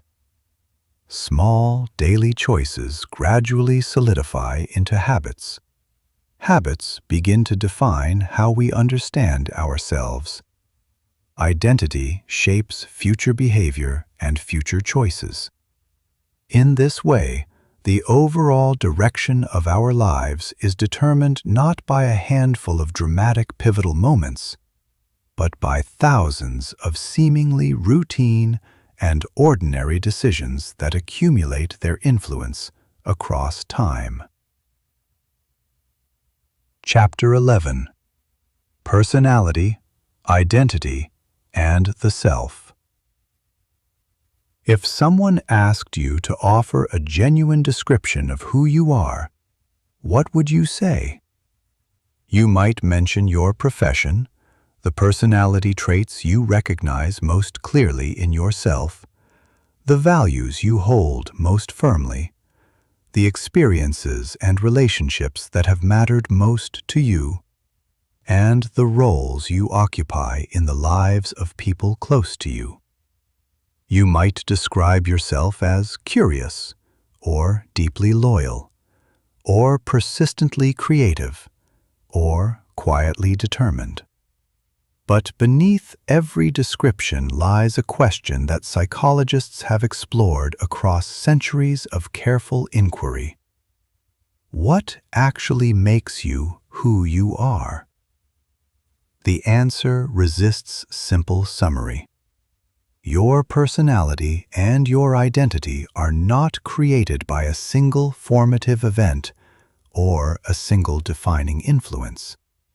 They emerge through an ongoing process of interaction among your biological inheritance, the experiences you have accumulated, the relationships that have shaped your understanding, the cultural context you inhabit, the beliefs you have developed, and the choices you consistently make.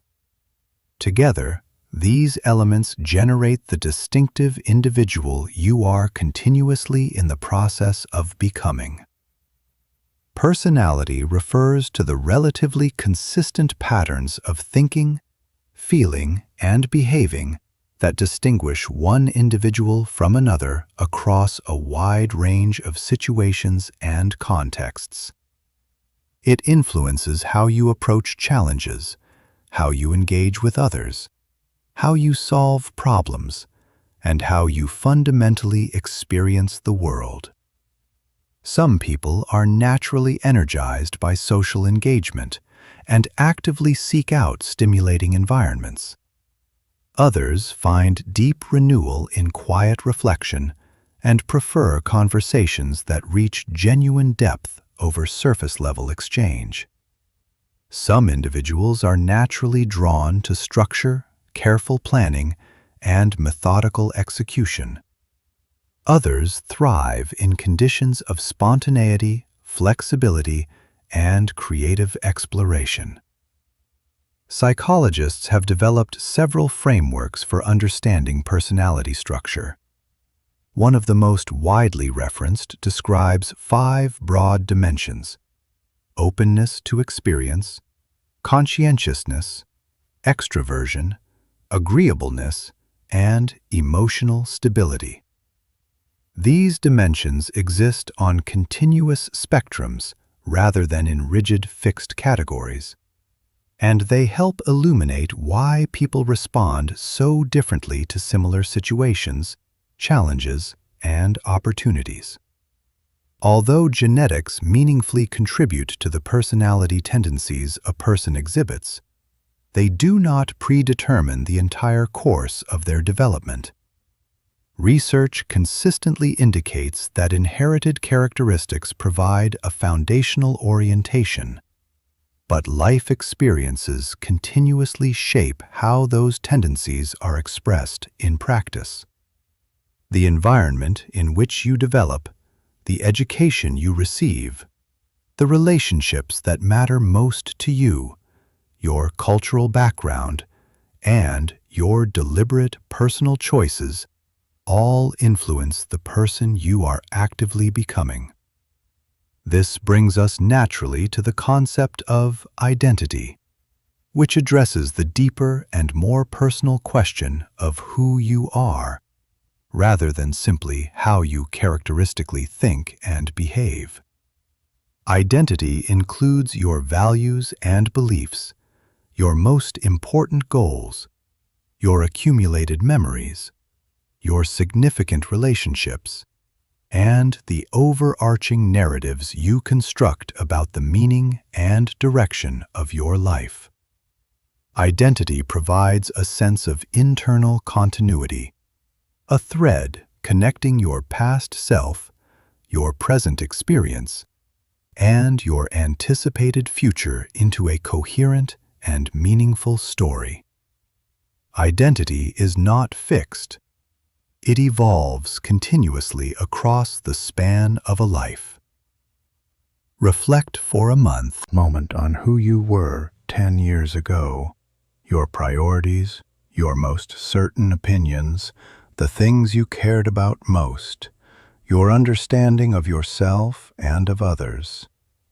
The person you are today is recognizably connected to that earlier version of yourself, yet distinctly different in ways that matter. Significant experiences, education, deeply meaningful friendships, professional challenges, personal losses, experiences of failure and of unexpected success, new relationships, travel, the arrival of parenthood, all leave lasting impressions on the way you perceive and understand yourself. Each chapter of life contributes new dimensions to your identity, while sometimes requiring the release or revision of older ones. Among the most powerful influences on identity development is the specific set of beliefs a person holds about themselves. Consider someone who has internalized the conviction that they are simply not a capable public speaker. Every time they avoid a speaking opportunity, that belief receives what feels like confirmation and grows more deeply entrenched. Eventually, the identity of someone who cannot speak publicly begins to feel less like a belief and more like an objective fact about the self.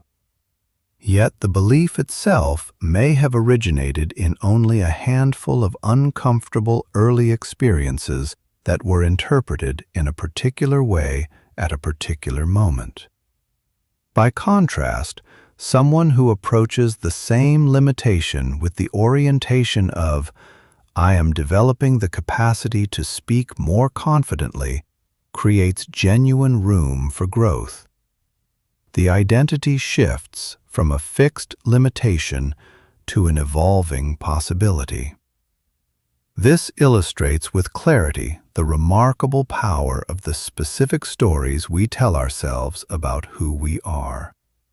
The narratives we construct shape the choices we make. The choices we make generate experiences.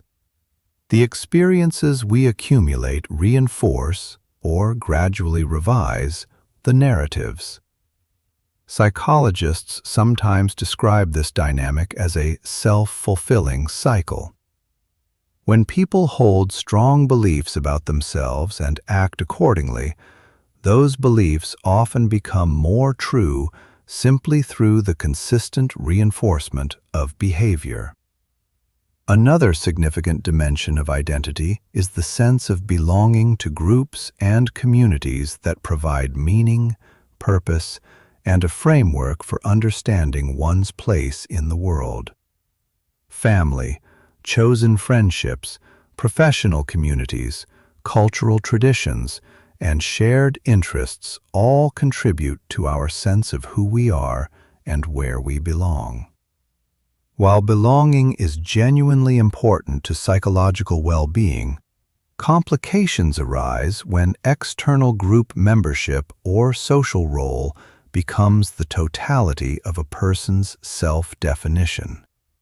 Careers change, significant relationships end, children grow into independence, physical capacities shift with age. If identity depends entirely on external roles or social positions, unexpected transitions can leave a person feeling fundamentally disoriented. A more resilient identity is one rooted in enduring personal values, qualities like honesty, intellectual curiosity, compassion, resilience, and genuine care for others that remain meaningful and accessible regardless of what external circumstances shift around them. Identity also develops through the crucible of adversity. Many of the most significant and character-defining lessons that a person ever learns emerge precisely from experiences of failure, profound disappointment, and circumstances that were genuinely not chosen. Difficult experiences have the potential to reveal strengths that would never have been discovered under easier conditions. A person who navigates serious illness may discover a quality of resilience they did not know they possessed. Someone who rebuilds after significant financial difficulty may develop a depth of perspective and genuine wisdom about perseverance that prosperity alone could never have provided. One of the most liberating discoveries in contemporary psychology is this: both personality and identity continue to meaningfully evolve throughout the full span of a human life. While certain fundamental tendencies remain relatively consistent, human beings are far more adaptable and capable of genuine transformation than previous frameworks suggested. Through deliberate practice of new skills and behaviors, deeply meaningful relationships, honest self-reflection, and the willingness to seek out genuinely new experiences, individuals can become more emotionally courageous, more disciplined in their commitments, more empathetic in their understanding, and more genuinely resilient in the face of difficulty. Growth begins with honest self-awareness.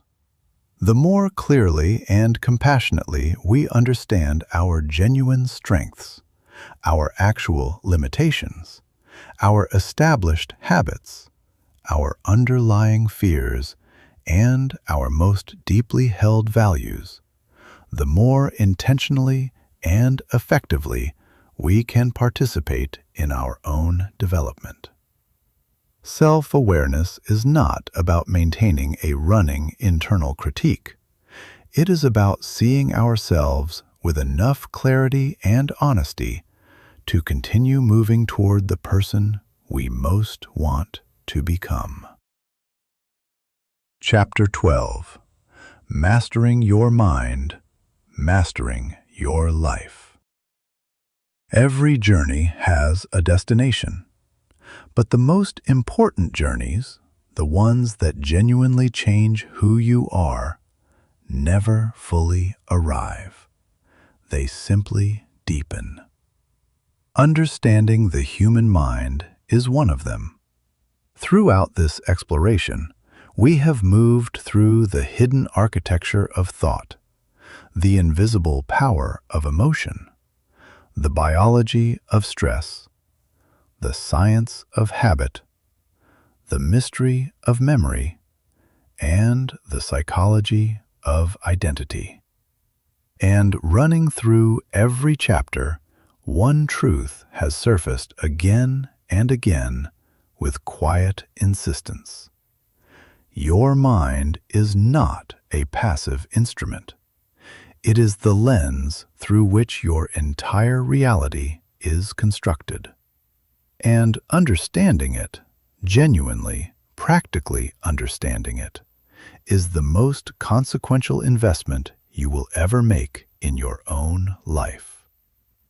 Most people spend the majority of their years attempting to alter their external circumstances without ever examining the mind that interprets those circumstances. They search for lasting happiness in external achievements. They look for sustainable confidence in the approval of other people.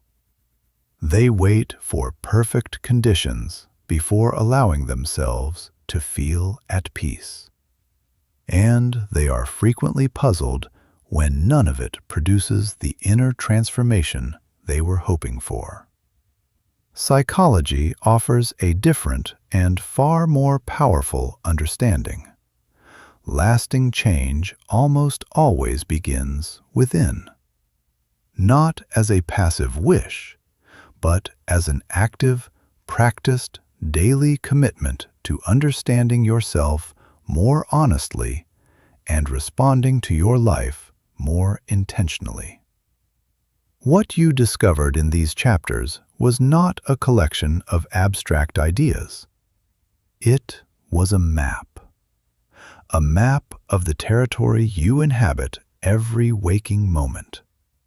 The first lesson revealed that your mind is an active creator of experience, not a passive recorder of events.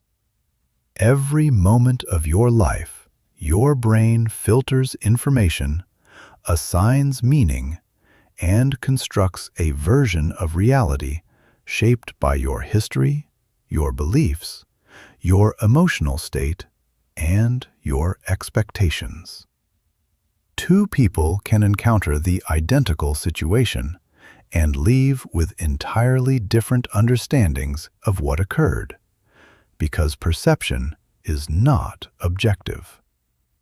Becoming aware of your own mental filters does not diminish your confidence in your own experience. It grants you something far more valuable: the ability to choose how to respond rather than simply react. You discovered that emotions are not obstacles to clear thinking. They are instruments of intelligence. Fear alerts you to genuine risk. Joy affirms connection and meaning. Sadness reminds you of what actually matters. Even the emotions that feel most uncomfortable carry information worth receiving. The goal is not to eliminate the emotional dimension of your experience. That would impoverish your life beyond recognition. The goal is to develop the capacity to acknowledge emotions fully, understand what they are communicating, and respond to them with both wisdom and genuine humanity. Your exploration of thinking patterns revealed that the human brain relies on cognitive shortcuts that make rapid decision-making possible, but that also introduce systematic blind spots. Confirmation bias, the anchoring effect, decision fatigue, the distorting influence of emotional state. All of these operate below the level of conscious awareness and shape judgment in ways that are easy to miss. Learning to slow down, question automatic assumptions, and seek perspectives that genuinely challenge your existing understanding does not mean becoming paralyzed by self-doubt. It means developing the intellectual honesty to keep learning rather than simply defending what you already believe. Memory showed you that your past is not a fixed and perfect recording. It is a living narrative, one that is continuously being reconstructed in light of who you are today. This means the story you carry about your history is not an immutable fact. It is an interpretation, and interpretations can evolve. Learning demonstrated that your brain continues to change, adapt, and grow in response to experience throughout your entire life, not just in childhood. Every skill you develop, every challenge you genuinely engage with, every idea you take the time to truly understand, reshapes the physical structure of your brain and expands the range of what you are capable of. Motivation reminded you that lasting progress does not depend on waiting for inspiration to arrive. It depends on purpose, on clearly understanding why something genuinely matters to you, and then committing to consistent action in service of that understanding. The science of habits revealed that your daily routines are not neutral. They are the primary mechanism through which your future self is being constructed, one repeated choice at a time. The person you become is not determined by the exceptional moments of great resolve. It is determined by what you quietly repeat when no one is watching, and when the initial excitement has long since faded. Stress and anxiety reminded you that your survival brain was designed to protect you, not to punish you. Many of the fears and worries that consume mental energy are the responses of an ancient system doing exactly what it was built to do. Developing the capacity to recognize the difference between genuine present danger and imagined future threat is one of the most practically valuable skills any person can develop. And resilience is not the absence of fear or difficulty. It is the demonstrated ability to move forward honestly and deliberately despite them. Relationships illuminated the irreplaceable role that genuine human connection plays in psychological health and personal growth. Trust, empathy, honest communication, and the willingness to extend compassion, both to others and to yourself, are not soft supplements to a successful life. They are among its most essential foundations. Every meaningful relationship you cultivate, every moment of genuine understanding you extend, and every act of honest communication you choose strengthens not only your connections with others, but your understanding of yourself. The psychology of decision-making showed you that your choices are shaped by forces you can learn to recognize: emotional state, social influence, cognitive bias, environmental design, and the weight of accumulated habit. And personality and identity revealed that who you are today is not the final answer to the question of who you can become. You are not imprisoned by your history, your mistakes, your early limitations, or the beliefs you formed before you knew what you know now. Every new experience, every habit you deliberately build, every belief you honestly examine, and every relationship you invest in genuinely reshapes the person you are becoming. And this is where the real journey begins. Not in the listening, in the living. The knowledge you carry from this exploration has no inherent value unless it is translated into action, into the small, daily, concrete choices that most people overlook because they seem too ordinary to matter. Pausing before reacting. Asking a better question. Choosing curiosity over assumption. Acknowledging an emotion instead of burying it. Returning to a habit after a setback instead of abandoning it entirely. Extending genuine empathy when frustration would be easier. Making a decision aligned with your values rather than your fear. These are not dramatic gestures. They are not the stuff of overnight transformation. They are, however, the actual substance of a life lived with greater intention, greater clarity, and greater purpose. Every single day, your mind is building the architecture of your future. Every thought you choose to examine rather than simply believe. Every emotional signal you choose to understand rather than react to. Every habit you choose to practice rather than resist. Every decision you make from a place of genuine reflection rather than unconscious reflex.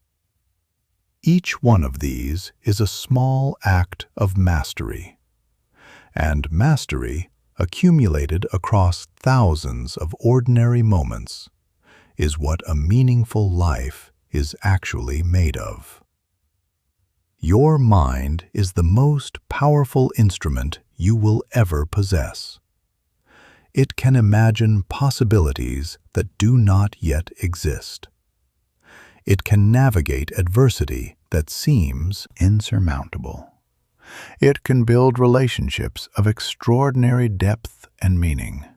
And it can guide you, when you learn to listen to it with wisdom rather than simply follow it without question, toward a life that genuinely reflects who you are and who you are capable of becoming. The journey into your own mind does not end here. It has only become more conscious, more deliberate, more yours. Keep questioning, keep learning, keep choosing, one honest moment at a time, the person you most want to become. Your mind is waiting for you to lead it.